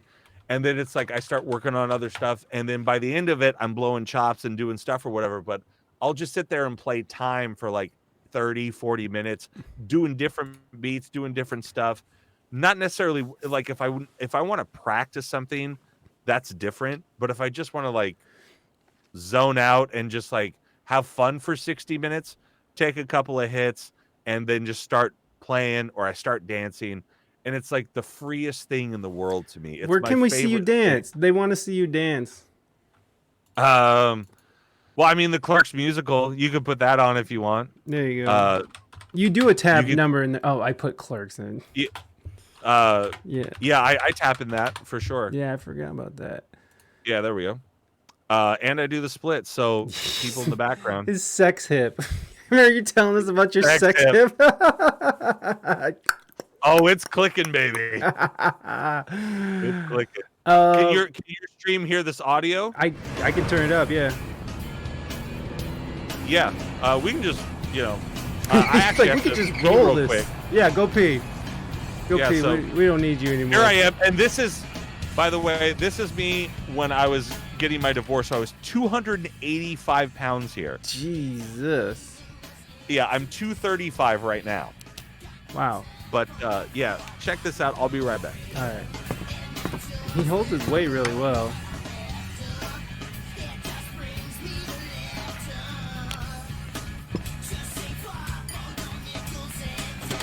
He rolled that beautiful. Morgana, welcome in. So this is a spoof they did on Clerks, and it's really, really elaborate, honestly. Sorry, I can't make it bigger because I don't have a scene set up for it. Hold on, maybe I can do something here. Look at Bentley. Showtime. Showtime. Let me try to make this bigger. Because maybe I'll pee too. Look, what a mess. Man, I hate customers. They always come in here like they own the place. Bunch of savages in this town. Ooh, table brownie. Randall, why did you convince me that doing a live podcast taping was a good idea? I'm like your Tyler Durden, right? I always get you to do the things This is the you last wanted to time do I your actually whole got a life. real haircut. It's my own was fault this. for This thinking was that an audience would be 2017. civil for a hockey podcast. I mean, look at this place. It's trashed. That one lady threw an unopened can of Coke in your head. The owner's gonna kill me. Hey, there, little buddy. All right? The biggest problem tonight was that you treated the audience like they were customers. What do you mean? Look, every audience member, or customer for that matter, is an asshole. You just had to figure out how big of one they're being and then act accordingly. I mean, look at The Force Awakens, for God's sakes. J.J. Abrams makes a perfect tribute to the original saga. You're about to all see while the malevolently Donald adding to a O'Connor universe he didn't even create. piano thing I was talking but about what earlier. happened? They still found problems. Hold on, with I'm gonna put it because on another audiences scene are like here. petulant children. Always can narrate whining, in the no matter background. what you give them. Oh, shit. Furthermore, Dante, where'd you go? I wasn't done ranting. So you're about to see the Donald O'Connor piano thing I was talking about, like right here. Like if you watch my hands. You see the customers, they come in all So this is shapes me and doing like make them sizes. laugh basically. And there's nothing they could do. And then that we would get to this part ever where it goes like surprise boom, us. boom, boom, and that's But what he that being does said, we're in people, Make 'em Laugh just right here. a couple of gents But you don't jump on the piano. slaving away for your pleasure. No. Just trying to So pay right here. our Don't, rent. don't. That's make them laugh. Now, we don't ask for much, just a plea for your kindness. Because it's in your mall banker store in which you'll find us. So this one's for you. Call it a ballad of the clerks. A musical example of how to pick out those So the hardest part about this, there it is, They are more usually Donald O'Connor. impossibly and So altogether was possibly the most editing insane type around of Jared breed. because They're like also kind I was of like, lazy man, with we have attention. That'd to be crazy if you know just what we have I to mean. So when you I say know how to another dance and bastard, move and I'm whatever. just asking 'cause things And are so always like as getting they this one, I was like, I seem. want The this in a main wide point shot of in a it is one just stay out take of my business. for Don't sure. Take your day out on me. Don't take your day out on This was me. this is one take. Well, not all Well, of it. that- but yeah. Well, that wide shot, but yeah, It doesn't matter how you act or if there's a you lot give of money oneers back, in the this, and there's like a customer's lot of really always right. cool. I want a new This is my friend thing. Dash. Wasn't asking, I'm That's his unruly and real demand voice. these things. I'm pissing He's off actually because he's the they're guy less from nicer. the VO me. vlog. Don't take your Um, day out on me. You can put that on maybe sometime later if you want. But he's like he played. Oh, he clicked out of it. Oh, god damn it. Sorry, guys. There we go. Now we're dancing. And this is my friend Jesse.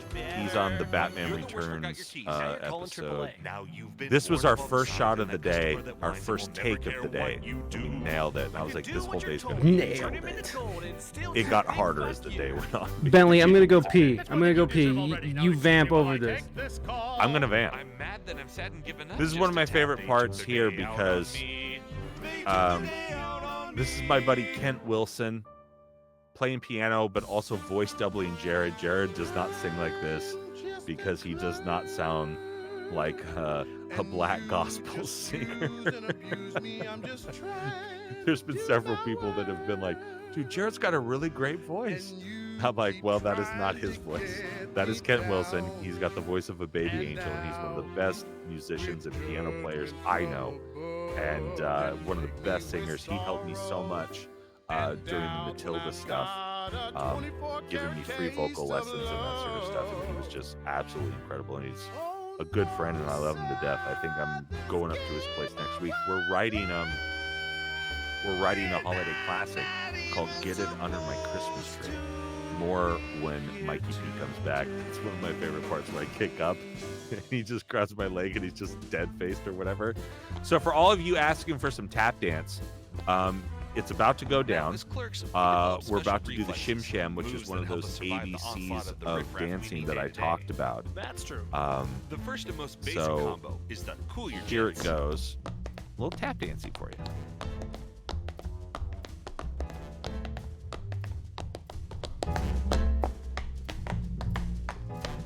Oh, that's a classic. But what happens if you That have a took parent 6 holding months a to teach him how to do disgusting, sick that. child who constantly wants to touch you with their mucus fingers?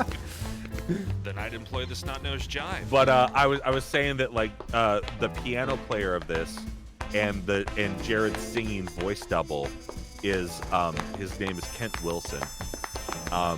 Another African American gentleman. But it's like when people watch this, they're like, "Damn, Jared, you can sing." I'm like, "No, that's a black gospel singer singing for fucking Jared." Like, it makes me laugh because like you can totally tell. Oh, this is Bugs Bunny. I don't know if you remember this Bugs Bunny cartoon where he had the hat. He would like do this sort of stuff, and he like did these exact moves or whatever.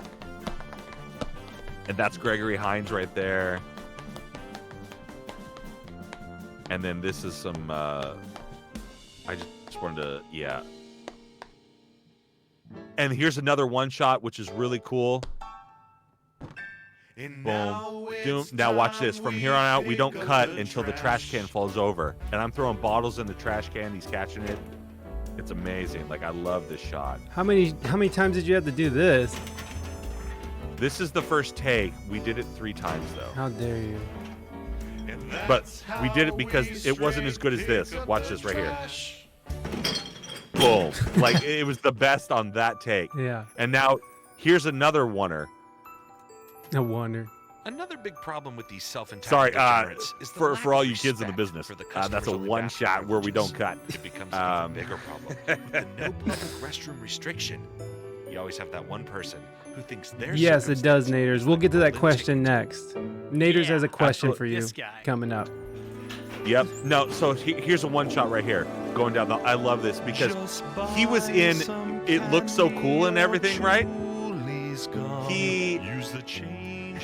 He's in a shopping cart being pulled backwards.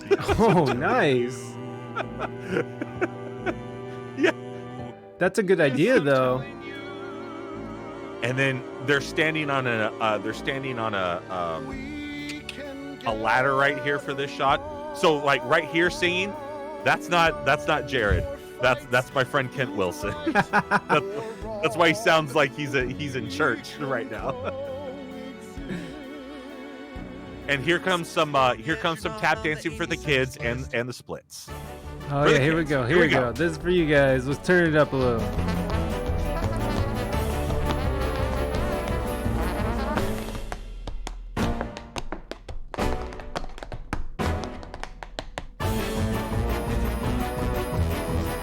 £285. Boom.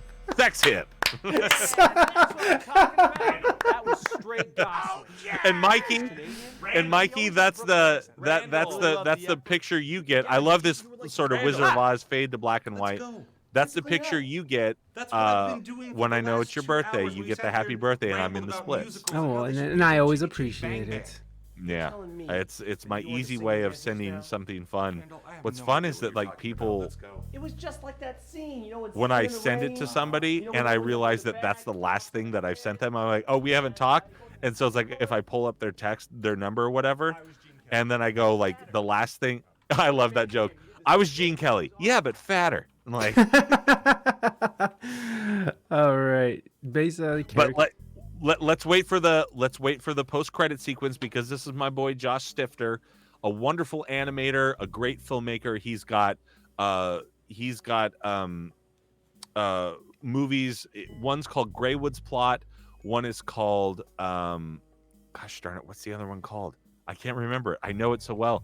But they're all on Tubi, Greywood's Plot, and I'm in them. The Good Exorcist. Oh, hey, okay, here we go. So he did this animation. I was like, make it look like the Clerks animated series. So we took this sticker. Snoot to the nooch.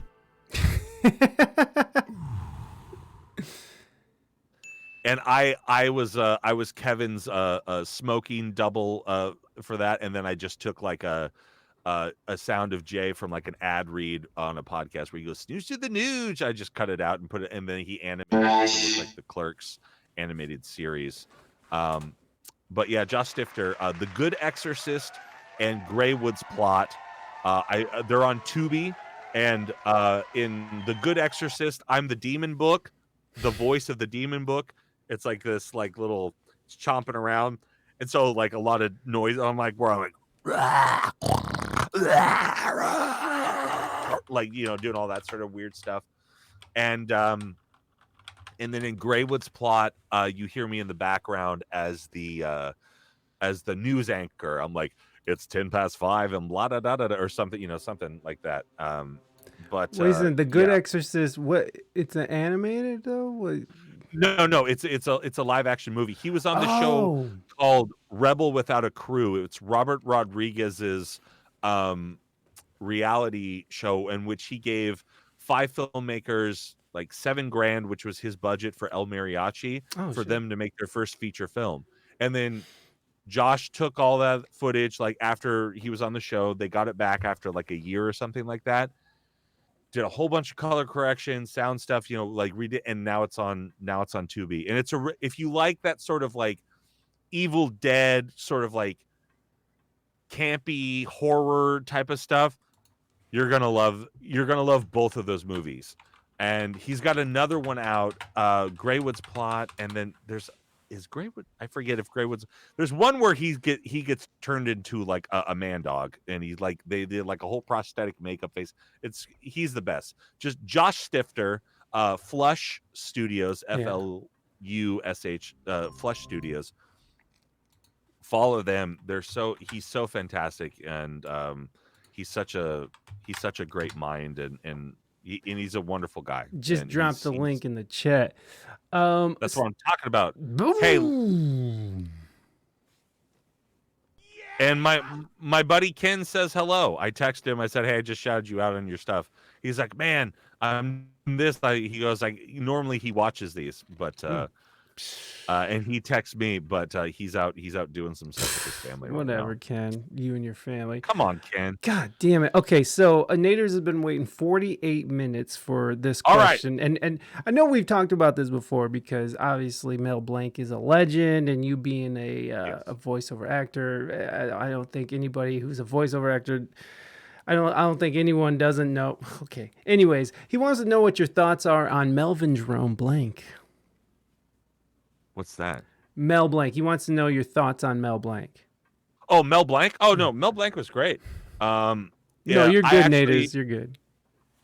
I actually visited his grave at the Hollywood Cemetery in Los Angeles because my cousin, Tony Anselmo, who started off as an animator, but he is the voice of Donald Duck.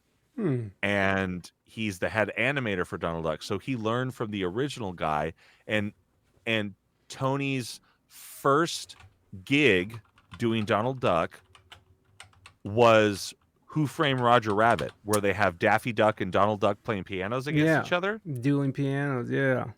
So his first gig is that, and Mel Blanc comes in to do Daffy.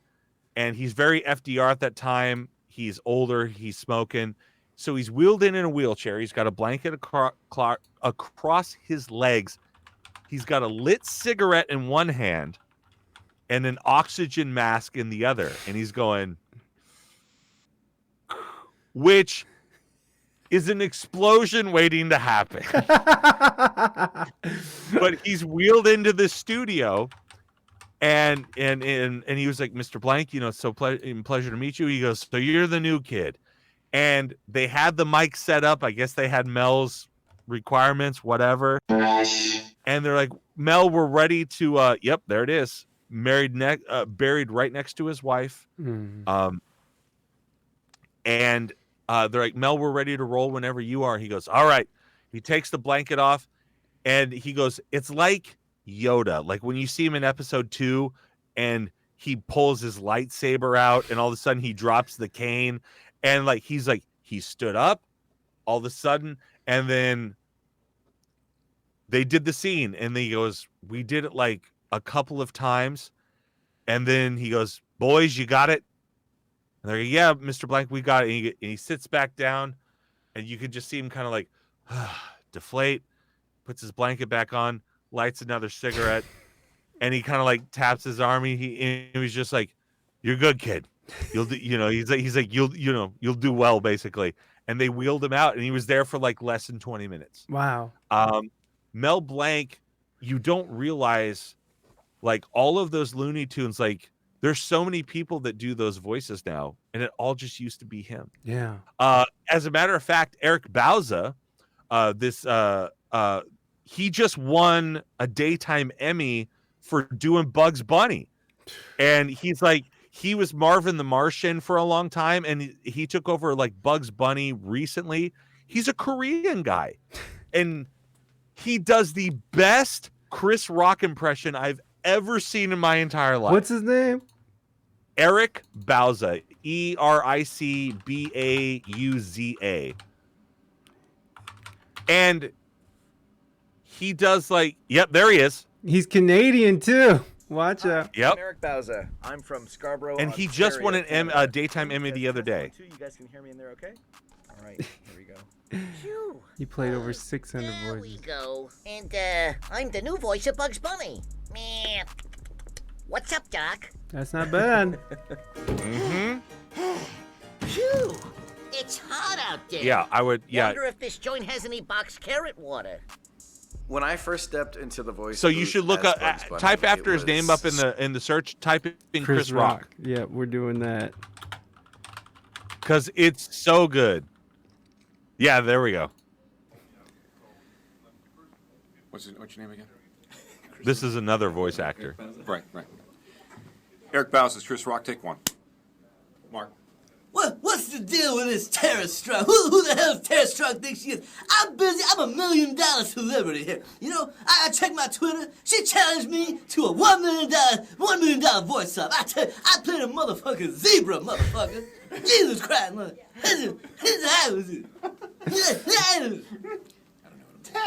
Tara Strong. I tell you what, Tara Strong. Yeah, it's he's on. so baby. good. Like I love him to death. Like he's such an inspiration to me. Like it's like, and I practice those the voice I practice. I've It's started Chris Rock. He just practices Chris Rock all the time. That's all he does. Every time. No, I can't. Here we go. I didn't think he was gonna do it, but they launched right in.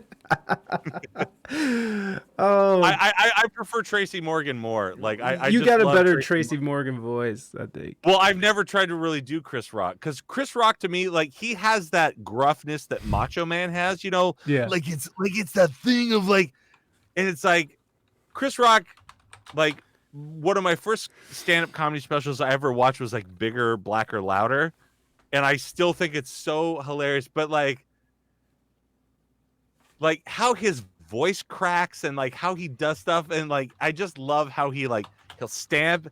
It's like, what are you doing? And like he just like it's such a funny voice. It's like but Tracy Morgan to me is so much fun because Tracy Morgan is almost kind of like droopy dog like.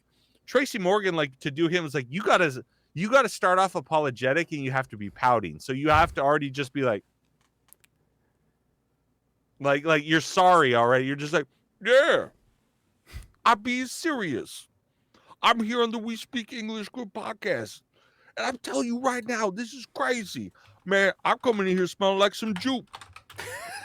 You know, like I love his voice. It like because it's as a musician, like it's such a voices to me like it's so interesting. Like there's such a musicality to them because there's the rhythm, and then there's the tones, and there's the thing of like there's the thing of Tracy Morgan where he's talking, and there's this sort of thing, and I don't know what I'm talking about. And then, it's the way that he talks, and it's the cadence and whatever. And then there's like the lower thing, like where you sort of like use your chest and like relax your throat. And then you sort of put like your chin down, and all of a sudden you put a little grits on it. You want to get nice, Mikey? You put a little grits on it? Yeah, baby. That's what I'm talking about. Now we're doing Tracy Morgan. Yeah. I'm being serious. I'm about to get someone pregnant. I'm not even kidding. I'll get someone pregnant over this stream. I don't give a shit. So there, Ken is shown up. Ken is here. This is a hi, Ken. Ken's here. Ken. Ken Hamlet with his comedy special, smelling like jupe. I'm telling you, baby, I love you. When's it drop? When's the special drop? He just recorded it this weekend. Oh, so like not for a little while. So like going to edit, but he's been doing really well on YouTube. He's been dropping comedy clips, and then like also with his podcast with him and his wife. That's him and his wife right there. They've been getting a couple thousand views on some of their podcast comedy clips and stuff like that. Like it's really cool. He's doing a lot of stuff. He's touring the country, and he was in one of my that VO show of mine where it's like where the guy mistakes me for being black, where he's like, us black guys got to stick together, right? And that's Ken. That's Ken doing the voice for that. I told him. What's funny is I called him once. I was in Safeway. I called him. I was like, hey man, this voiceover thing, they want me to do like the voice of the black G.I. Joe. He's like, can you do it? And I was like, yeah, but like they want me to say some stuff that like, I don't know if I should be saying some stuff. He goes, did you call me for like my black approval? And I was like, kinda. Is it cool? Can I do this is how I am with my wife though. Like it's like, okay, this is what I want to say. Will you is this okay for me to say? And then she just sit there just like, she's just always like, I don't know what this motherfucker's about to say, but her fists are all balled up, ready to go. They also want, she stretches for no reason. She's like, and here we go. All right. Well, again, I married this motherfucker, and I'm about to knock him out. I'm being serious. They're saying that homie's Chris Rock impression wasn't that great. They weren't impressed with Eric's Chris Rock. So, but Samo did say your Tracy Morgan is 99.9% on par. So there you go. So I'm better than the guy who won a daytime Emmy. Fuck yeah! Finally. Yeah. That's how we do it, folks. They're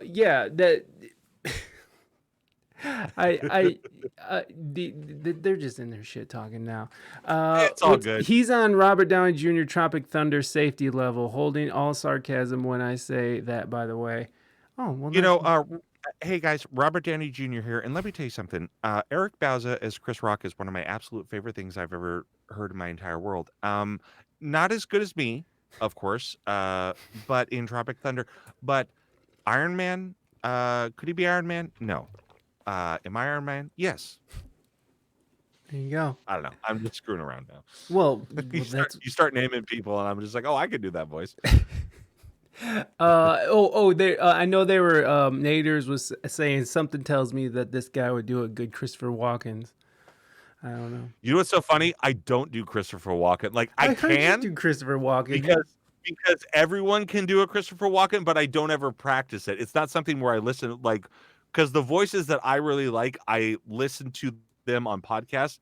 But I mean, everyone can. So it's it's music, it's the rhythm, it's the cadence, and he's sort of behind the nose, like he's sort of like that nasally thing. And then again, you sort of come down in here. Yeah, sure. It's Christopher Walken. Yeah. Not excited to do the voice necessarily, but am excited to be here on the podcast. Yes. Like I'm not good at doing it. But however, Jean-Claude Van Damme, of course, Mikey, I had to break out. It's been a long time. It's been a long, long, lonely time. Since Jean-Claude Van Damme and Mikey P, we are riding again together.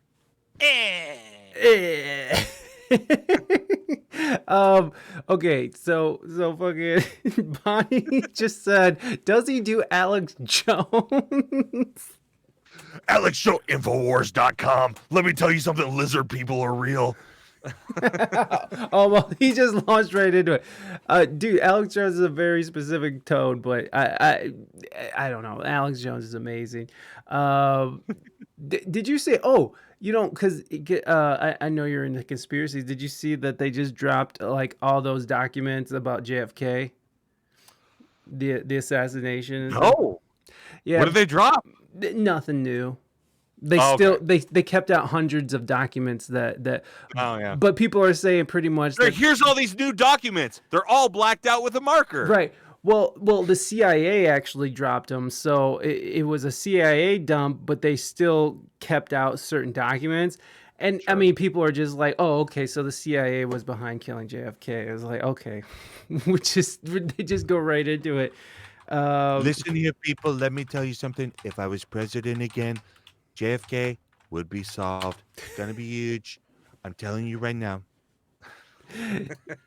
So I don't even do Trump. Like I'm only doing it based off of something else that I've heard. Like I don't even practice that because, but yeah, my thoughts on this is like, the same thoughts that like I've got 5 different books on this. One of my favorite Stephen King book, and I've only read one of them, actually 2 of them, is 11/20/263, which was a Hulu miniseries with James Franco. But that book's like 12 or 1,300 pages. It's all about this whole time travel thing about a guy who can time travel back to like a year and a half before the JFK assassination, and basically he lives in the past, and the guy that like gives him the task had been trying to like figure it out. He gives him this whole notebook, all of his stuff that he needs for his hero's journey. And then so our main guy, Jake Epping, like goes back and tries to stop the JFK assassination. And it's one of my favorite books because it's JFK and it's time travel, which are 2 of my favorite things in the entire And you world. said Stephen King wrote it? Stephen King, yeah, it's called 11/20/263. Oh, It's I've heard of that book. Yeah, and it's an amazing Hulu series. Like it's 8 episodes. It's a wonderful series to watch on Hulu. It's really cool. All of the actors and actresses in it are amazing. They do such a great job. Yeah, that dude Daniel Weber, who plays Lee Harvey Oswald, dude, that guy is incredible. He's so good in the but it's a wonderful waste of, they're about 45 to 50 minutes each episode or so. And the pilot episode is 90 minutes. It's a wonderful, waste of your time. I highly recommend it.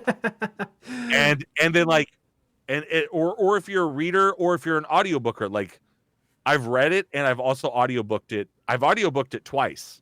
And it's like a 25-hour audiobook or something like that. I've audiobooked it twice and I've read it once. I've watched this series 3 or 4 times. Yeah. Jesus Christ. It's I fucking incredible. I love Stephen King, and I mean His new book is really cool as well. I don't even know what it is. What I think, like the Stand, is it The Stand? Is that the apocalyptic one? I'm not sure. I've only read 11/20/263 in his new one, which is yeah. It is. That's his book. Yeah, it's dope, dude. You should check out, if you like Stephen King. This is like old school, like cocaine Stephen King too. So it's like, I mean, it's like an apocalyptic book, which I'm totally into right now because I'm kind of in a depressive state right now. So I just listen to like zombie books and fucking the world's ending. I just read like an insomnia apocalypse book. So people just one day can't go to sleep. And it's fucking wild. And it's kind of like in the vein of Max Brooks's book, World War Z. It's like it's a oral history of these the insomnia apocalypse, and it's pretty fucking dope. It kept me going, but I don't know. I just love it. Like right now, I'm listening to another zombie book where they just describe like a baby getting ripped to shreds by zombies. I'm just like, ugh, this is what I'm doing. If any of your viewers or listeners want a terrible audiobook from when I was just getting started, you can find it. It's called Zombie Bitches from Hell. Look at it. Go on to I think go on to Amazon and look it up, and you can hear a sample of me reading it. Yeah, there we go, bud. It got 3 stars, bro. Yeah, there we go. And there should be a sample, a free sample that you can hear. I'm keeping this journal in longhand since all the power And has I gotta gone tell off you, yesterday. Hold on. this book Go ahead.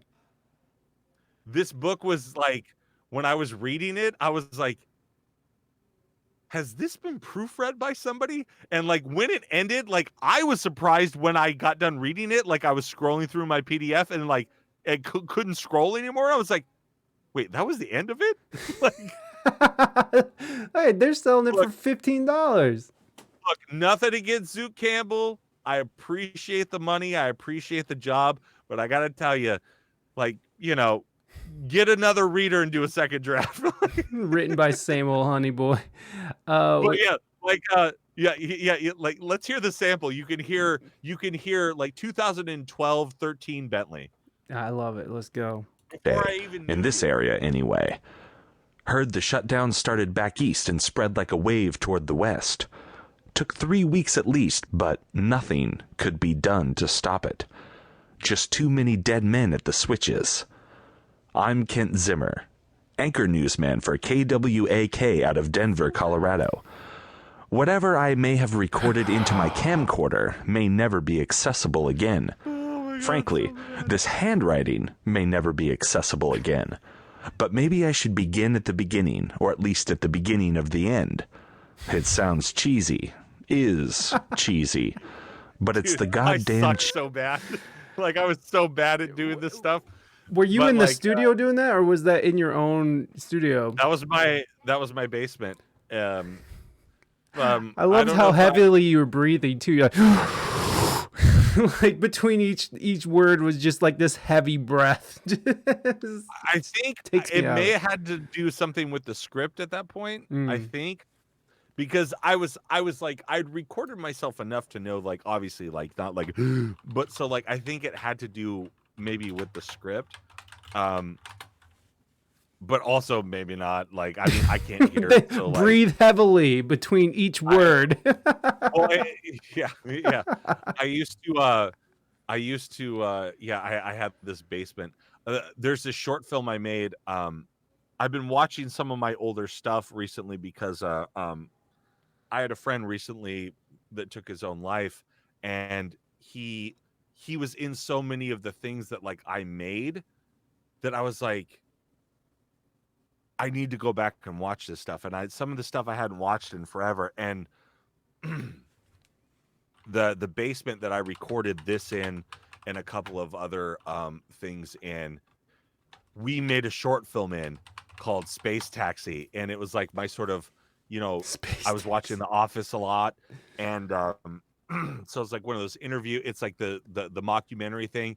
And it was basically an excuse for me to like make some hip hop beats. And like, so it was like this white rapper who's like, insanely rich or whatever is paying me $8,000 a week to like produce this rap album while he lives in my house, but he's fucking crazy basically. But my buddy Jordan, he's the one that shot it. And he's the guy who's off camera asking me questions. And I just like wanted to hear his voice, and I hadn't watched that in forever. And I've seen that since Halloween Net. I've seen that. I probably watch it, like a couple of times a week, just because, like, I don't know. I never want to forget his voice. Like, he was my drummer in my band, and like I went back and I found this old clip of me drumming like at the show, like with this bar band, who contacted me on a Monday. They're like, our drummer can't be there. Can you learn 25 songs by Wednesday? And they're like, most of them are like blues based, so it's like 12 bar, you just like different tempos, different styles or whatever. But then they were doing some covers and some stuff, so it's like I learned 25 songs in about 36 hours. And I was like watching the video because I know he's here, and there's this one specific part we're doing a Ween song, and we're doing this thing, and I do this fill at the end to end it. I do this rad fill, and like I hit it, and I like look over because he's sitting behind my camera, and I look over at him, and you just see me smile like at the camera, and then you hear him go like, ha ha, yeah, and he claps, and it just, and so I've been watching this stuff that he's been in just so I can hear him and that sort of stuff. But yeah, he recorded that in that basement. The reason I started talking in that basement where this was recorded, and a couple, like three or four other audiobooks were recorded in the same basement. I looked it up, one of the audiobooks, and the review is like, book is pretty good. This is this is that. And at the very end, actually look up on a situation, look up, the book is called Mage Sign, MAGESIGN, Mage Sign, on Amazon. And the review is like, story's good, story, no,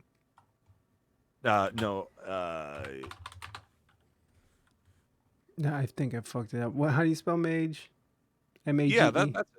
Oh, maybe it's one word. Oh. Maybe.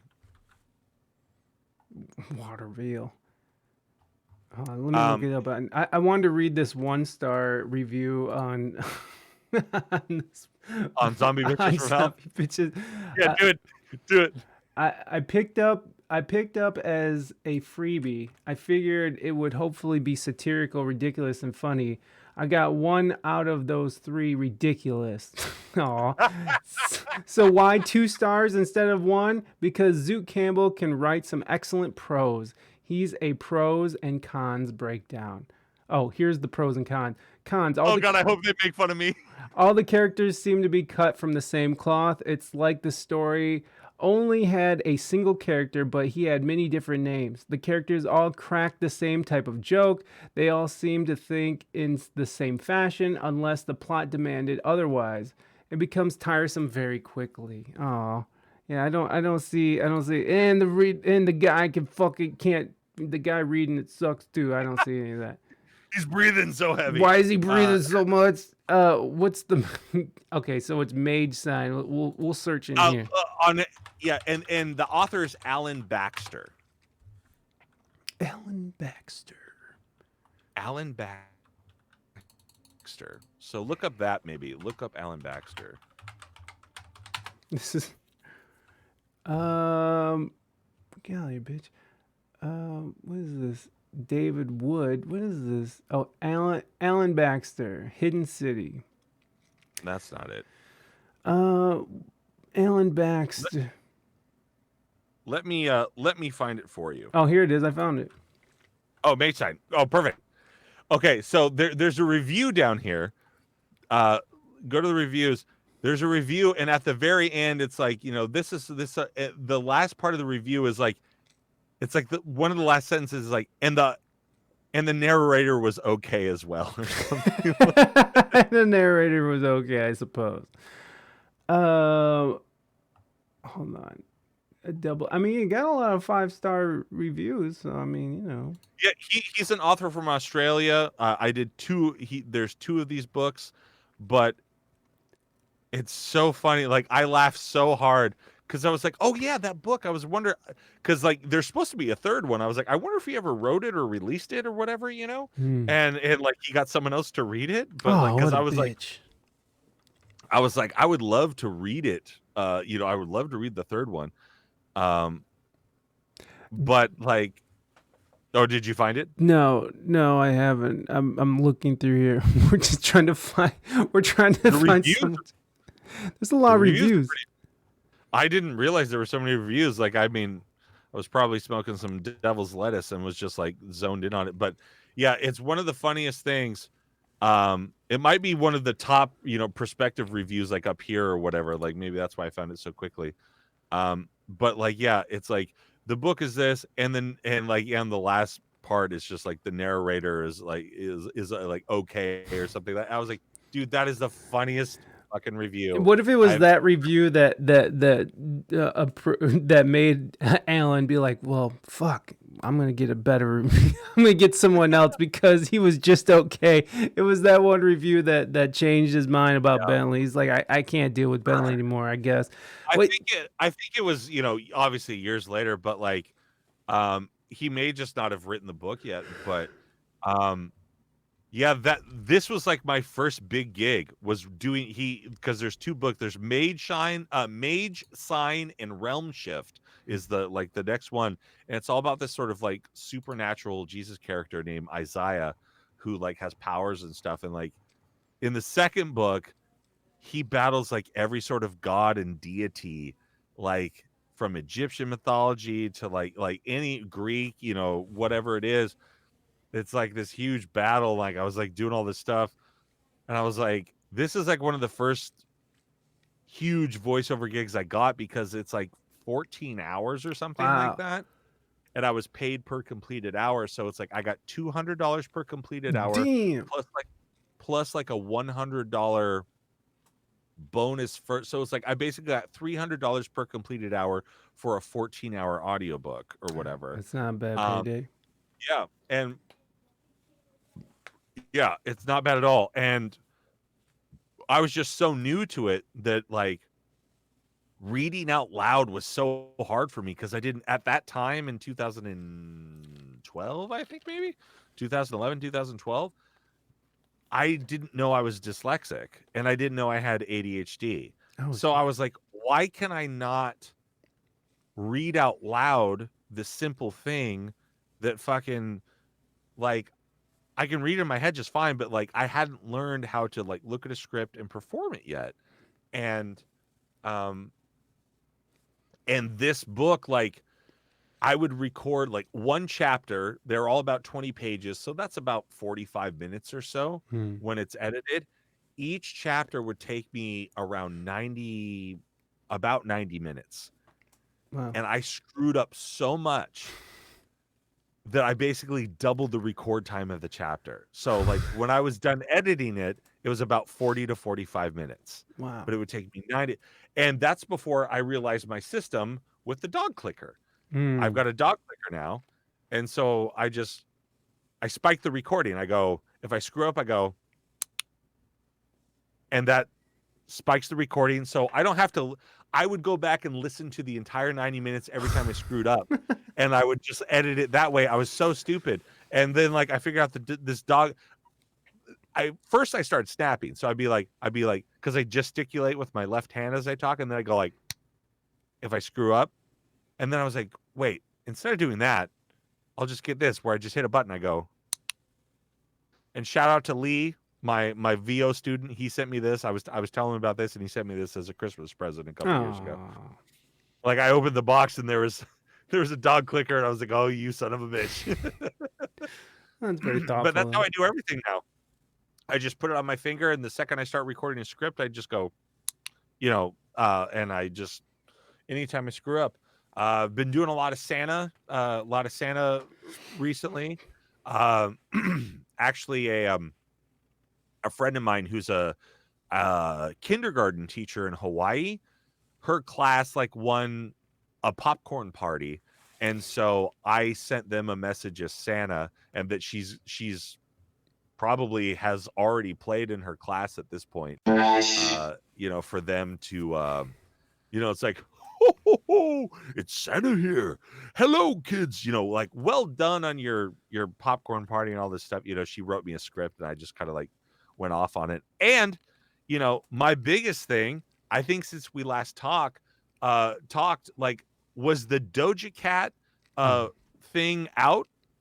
Yeah, party, house party. On house party. I can't remember. I remember you wanted to go record with her, and they were like, "Nah, that ain't happening." Yeah. Well, the DLC has dropped, Oh, and okay. it's done very, very well. And there's actually, if you're into house party, guys, gals, and non-binary pals, if you're into house party, it's a video game that I'm in. I play Frank, the bouncer. How's it going, though? It's staying away from the alcohol. And I just recorded a whole slew of like Christmas lines.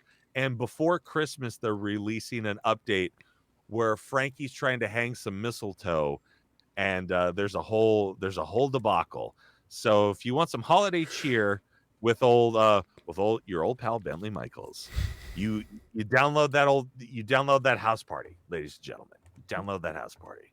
There it is. There it is. Yeah. Oh, and there's booty cheeks in there with Doja. Oh yeah, with Doja. Let's go. And there's Frank. Yeah, there I am. Let me see if I can find the trailer. I'll text you the trailer. Is this the trailer? And you can play it. That's not the trailer. The house party going down. The trailer tonight. is it's like me. See, like, yeah, house party Doja Cat trailer. It's like it's all this crackling, all this stuff, and also I'm like house party Doja Cat. Oh all yeah, this sort of. yeah, we saw it last time, but we'll Oh, watch okay, it. Well, we're gonna watch it again. God damn it! I don't know if it. I don't think I narrate this one. This isn't hey, one that I narrate. Kamala, But this is with her voice for sure. With I'll Doja. find it. I'll find it and I'll send it to you. Look, But someone has a it's, playthrough on it. Yeah, a lot of and you know what? These people that I stream with, they're called the Snack Break Club. I was just a guest on their thing, and they wanted me as Frank. They're like, hey, so they like that was the first time that I like played the game, quote unquote, played the game. what's up, guys? It's me. I didn't I had never like played the game before, and so like I'd seen other people like do like the like their walkthroughs and like all that sort of stuff, but like I'd never played it. So like I watched them play it, and I would hear me saying lines and do this. I was like, okay, that was in my house before my divorce. Those lines are in my apartment. And then I would be like, those lines. Oh yeah, there's the stream that we did. I don't come in until 58 minutes or so. And then I'm goofing off. But yeah, like yeah, it's house party is the gift that keeps on giving. I was supposed to go to this like quote unquote adult Comic-Con. It's called shoot, I can't remember what it's called now. Adult It's in Colorado. Oh. It happened in early November. DakuCon. DakuCon was what it's called. I believe is what it was called. DAKU, I believe. DakuCon. But like I was supposed to go to that, but like, it just wasn't planned correctly. But it's like, yeah, it's like anime and like an adult Comic-Con and that sort of stuff. And so it just, they just didn't have the budget to like bring some of us there. But I know one of our voice actors went there because she also does some anime stuff, I believe. And so she's working with them. So like some of the voice actors can go there, and I'll like have a convention. I'll be at a table, sign some autographs, taking pictures with babies or whatever, However, DakuCon works. We're here for it though. I mean, autograph babies. I mean, whatever you gotta do. Yeah, Doja Cat's pretty cool. Yeah, it's a really neat thing, and like, I know it did well for the company and all that sort of stuff, and they're in like full release, and I know that they're behind the scenes working on the follow up, which is going to be Office Party. And I'm fairly certain that Frank makes a comeback. I told them, I was like, hey, I want to be like a writer on the game. Like I want to help out with storyline and like do stuff. Like I want to do more for this, so I think I might actually get to help on Office Party a little bit more. That'd be dope. That'd be a fun thing to do. Is just write on there.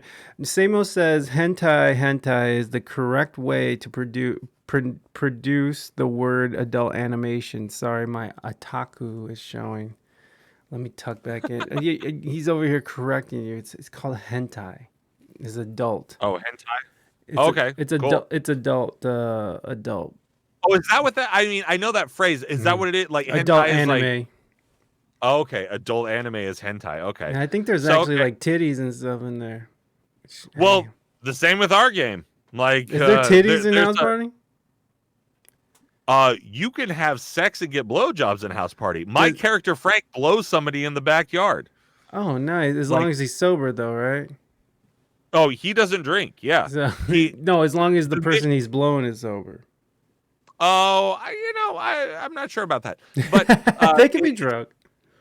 Yeah, I mean, it's you as the quote unquote player, and the mission is called, the mission is called like earn Frank's love. If you go to the Snack Break Club YouTube channel, Snack Break Club YouTube channel, and you scroll down, it's like September of 2021. You'll see like my first episode on there, and I do like 4 or 5 episodes with him in which we play through like all of Frank's stuff, and I'm like some of the stuff I knew because like the Game Grumps, yeah, that's us. Some of the stuff, and it's way down there. It's like, yeah, it's like September 2021. The Game Grumps had played our game, and like my boss had written to me, and they're like, hey, just so you know, like Game Grumps are playing our game and whatever. And I was like, no kidding, like I know the Game Grumps, that's amazing. And then like I went and watched their playthrough, and then like all of a sudden Frank takes you outside and starts sucking your dick, and then like you hear this voice, it's like, hey, you're a really nice person, but like I'm not looking for anything serious. I was like, when I recorded those lines, there was no context. I just thought I was letting a gal down at the party like nice, like I was like, oh Frank my god, loves balls. like, and his thesaurus. yeah. And so I was just like, I just thought I was like letting the gal down nice at the party. I didn't realize that I was like, it was a whole thing of like, I had no idea that I was like, that like I was sucking your dick or whatever. Well, I mean, my goodness, yeah, I'll pretty much agree with this statement, right? What? Oh, yeah, it's not just it. I know it's not just tits. It's vajay. It's some Vajohnson's in there, and some Dak is in there. I know what it is. Y'all, who the fuck you think you're talking to? I know about pornography cartoons. Okay, I'm out here. Don't watch Urostotoji. Just don't. I'll watch it right now, right here on stream, Morgana. Don't even fucking make me. Think I'm afraid? I'm not afraid. I don't fear.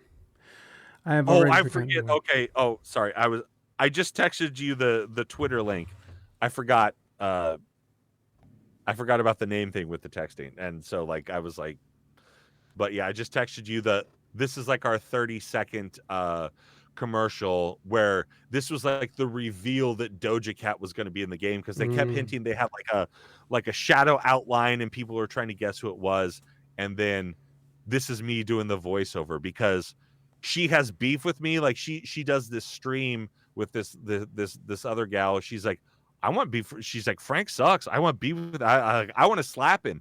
So in this trailer that I sent you at the end, Doja gets to slap me, and I was like, oh, it's on. So like I guess she does it in the game and stuff. So like yeah, I'm it's a pretty cool it was a pretty cool thing. Her voice wasn't in it yet, but yeah, I wish I had gotten to meet her at some point. I hope I do get to meet her at some point, because I just can't wait to be like, hey, we've worked together. I'm Frank. How's it going, dude? And yeah. Oh, I had another one of those moments. Oh my gosh, I had another one of those moments recently. I was talking with somebody, and they're like, "So what do you do for?" I was at my dive bar that I go to, and someone started talking to me, and they're like, so what do you do? I was like, voiceover, and they're like, I was like, yeah, I'm in this video game, and they're like, and this guy goes, oh, I know House Party, and I just looked at him, and I was like, how's it going, Doge? And he goes, and his eyes got all big, and I was like, I'm Frank. He goes, oh my God, you're Frank. He goes, never in a million years did I think I was going to meet Frank tonight when I went to the bar. Like, and you're drinking too, so just doesn't fit the character. But here's the trailer that Bentley wants us to watch here. 20,000 views, man. Let's go. Oh, let me turn it down low. There she is, Doja. And here I come. How's it going, dudes? Doja Cat, House Party, Fall 2022. Oh, you're gonna want to check it out, dude. Take it from old Frankie here. Any fucking alcohol on Steam. I tell you one thing. If I see any alcohol in this expansion pack, you're gonna... There's a slap. Boom. There it is. Doja slaps Frank. Therefore, Doja has slapped Bentley in the face. Like the dog that he is. I wish. I would. Please slap me. Bentley. Bentley, we're gonna wind down here, and I appreciate you coming back on the show, and I appreciate you. It's so funny flexible. whenever we text a little bit or whatever, and it's been a couple months. I'm always like, I don't know if I should ask when I can come on next. And so, like, when we were texting, the other week or whatever, I was like, I really want to ask him to be on. And then you were like, hey, man, you want to? I was like, oh, thank you for asking me. I want to come back on so bad. I have such a fun time with it. We just sit here and giggle and are so silly the entire time. It's like my favorite thing. Of course. You're obviously a staple of the show here. Bentley's been on the show since Bentley was the first interview I ever did by myself because I always had a co-host. Yeah. And I remember too is back. Was that when you were in the van? Nope, it was before that. It was when I had my studio in San Diego, and that's right. And I remember you did the show. I was super nervous, but you did the show, and I remember you promoted my show on Thinky Thoughts. Is that what it was called? Yep. Thinking Thoughts. And I remember your co-host sort of was like, because he was like, yeah, it was his first time interviewing someone by himself, and your co-host was like, oh, and just started clowning on me. I was like, yes, but yeah, that was Jared, the guy in the that's the other guy in the Clerks musical. That was Jared. He was Jared shit on me, so that's good, which I appreciate. I appreciate it. But I mean, yeah, Bentley's been part of the show for a long time, so we're gonna have Bentley back. So if you liked him, he'll be back. And here's his guitar. I'll be back. I was noodling around with this thing in Drop D. Let's see here. Which way is the camera working? But I was like,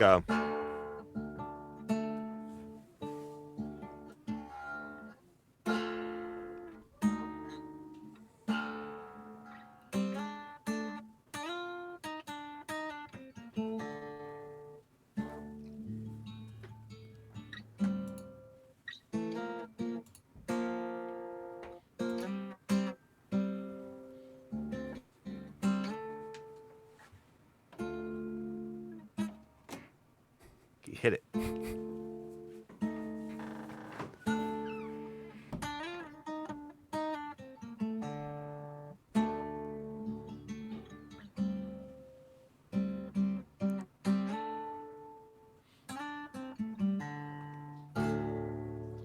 I don't know, just this sort of weird, dark, sort of epic-y, finger picky dealy. Finger picky dealy. I with a little bit of minor in there, to make it sound sad, and some of those sevenths or whatever, so it kind of is a little distended or whatever. I don't know. I'm just goofing off. Well, I appreciate you goofing off with us. But let me promote a couple of things, Mikey, and then we'll get out of here. Let's go. Let's do it. And also, I'm dropping some links. Everybody, make sure you're following Bentley. Follow him on Instagram, Twitter. There's his podcast link in there. And if you ever need any voiceover work, there's his Fiverr account. So go and hire this motherfucker too. But Yeah, go I'm ahead, doing sir. a bunch of Santa's. I'm doing a bunch of Santa greetings right now. So like if you've got kids or you've got a phone system, it's like ho ho ho, word closed for the holidays, all that sort of stuff. You can check out my Fiverr for sure. I'm doing the 12 days leading up to Christmas on my A Christmas Story Minute feed. So if you just go on Spotify or iTunes and look up A Christmas Story Minute, you'll see a green thing and my big stupid bearded like cartoon face. And we've done Gremlins, Batman Returns, Christmas Vacation. Excuse me, gross, threw up in my mouth. And we're doing hey, Canadian Tuxedo, thanks for the sub. We really appreciate it. Thank you, Mighty Mighty. Now, Canadian Tuxedo. Yeah, Macho Man, the cream rises when you subscribe. That means you rise to the top. Yeah. And 12 days leading up to Christmas. Hello, and Mighty then Mighty. This is Jean-Claude Van Damme. And I want to give you a huge thank you, a big ol' splits, and the as a thank you for all that you do for this channel. Is Few the Simp? Is that your person? I don't know. Hey, my friend. Ban them. What? I think you should ban them. Why? I think they just popped in your chat, dropping links and stuff.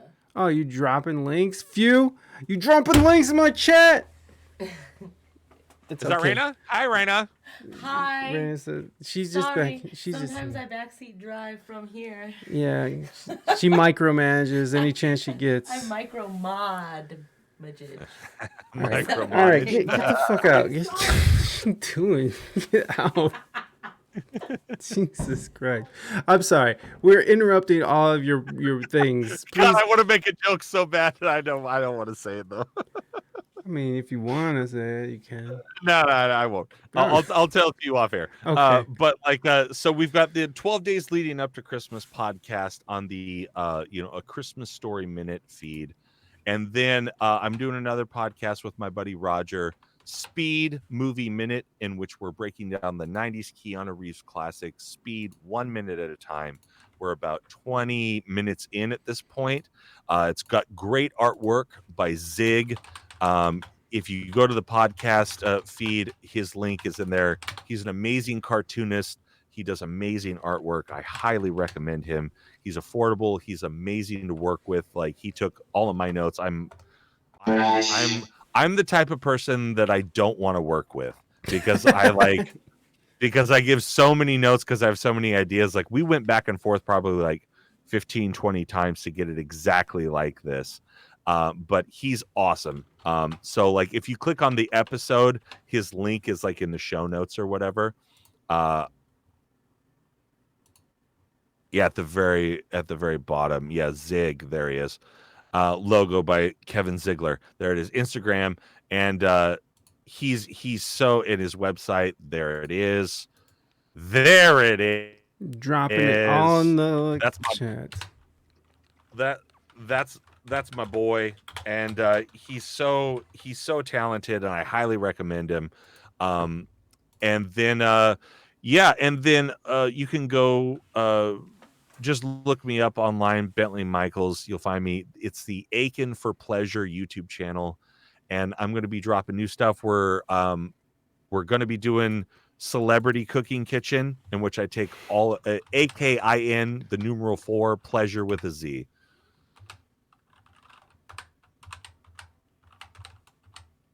Jesus Christ, I'm an illiterate. There I am. There I am. Yep. And so like those VO shows are good. The 629 one, if you're looking for holiday cheer, 629 voiceover vlog, that is the Christmas episode, if you will. And I don't know. I'm going to be dropping using my impressions, and everyone has a cooking show, like cooking is very popular on the internet, so I figure mix my impressions with the cooking. And so it's like I'll teach you 1 week how to do something as Van Damme, I'll teach you 1 week how to do something as Brad Pitt, and it's like, all right, so we're gonna make some street tacos, yeah, so here's the deal. We're gonna brown off some meat right here in the pan, right? And then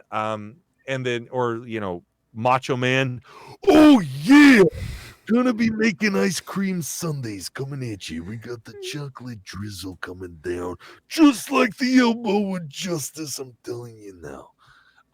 So yeah, gonna be doing that in the new year. And then the biggest thing that I'm excited about, I'm writing 10 episodes of completely scripted, fully produced with music and sound effects podcast called Superhero Satire. I'm hoping to have it done by my birthday in September. It's a big undertaking because each episode is about 20 to 25 minutes, and I'm writing it all, and then I got to produce it all. But I've got, probably about 30 note cards out on like my table and and I've got all this stuff going. And once I get note card going, like I start going, and so like I've got the world, I've got the draft. Half of the first episode is written, the pilot episode. And then I've got paragraphs for every episode after that, and that's the thing I'm most excited about because I get to incorporate like a lot of my stand-up pals and improv pals that are like going to come over and like do voices. It's going to be really, really cool, and I'm very, very excited for it. And then if you need some voiceover work, whatever, you can hit me up on fiverr.com/Bentley Michaels, and I'll do whatever you want. And and my Christmas movie, I don't know if I told you this, but you remember my Christmas movie that I wrote, my time travel Christmas movie. I'm actually adapting it as a musical stage play. So hopefully by this time next year, we're going to put it up at like a black box theater and actually do it on stage. Oh, that's dope. Time travel Christmas musical on stage. And I'm going up to my buddy Kent, who sang for Jared. We're gonna write our Mariah Carey song. It's called "Get It Under My Christmas Tree." Get it under my Christmas tree. Hey, get it under my Christmas tree. Yeah, it's gonna be awesome. I'm so excited. But hey, I can tell. Dude, thank you for having me on. I had such a blast. I'm building my Lego DeLorean, so I highly recommend that Lego kit. And love you all so much. Mikey, get us out here. All right, everybody, put your hands together for Bentley Michaels, everybody. Thank you, Bentley. All right. Thank you, Bentley. I'll see you next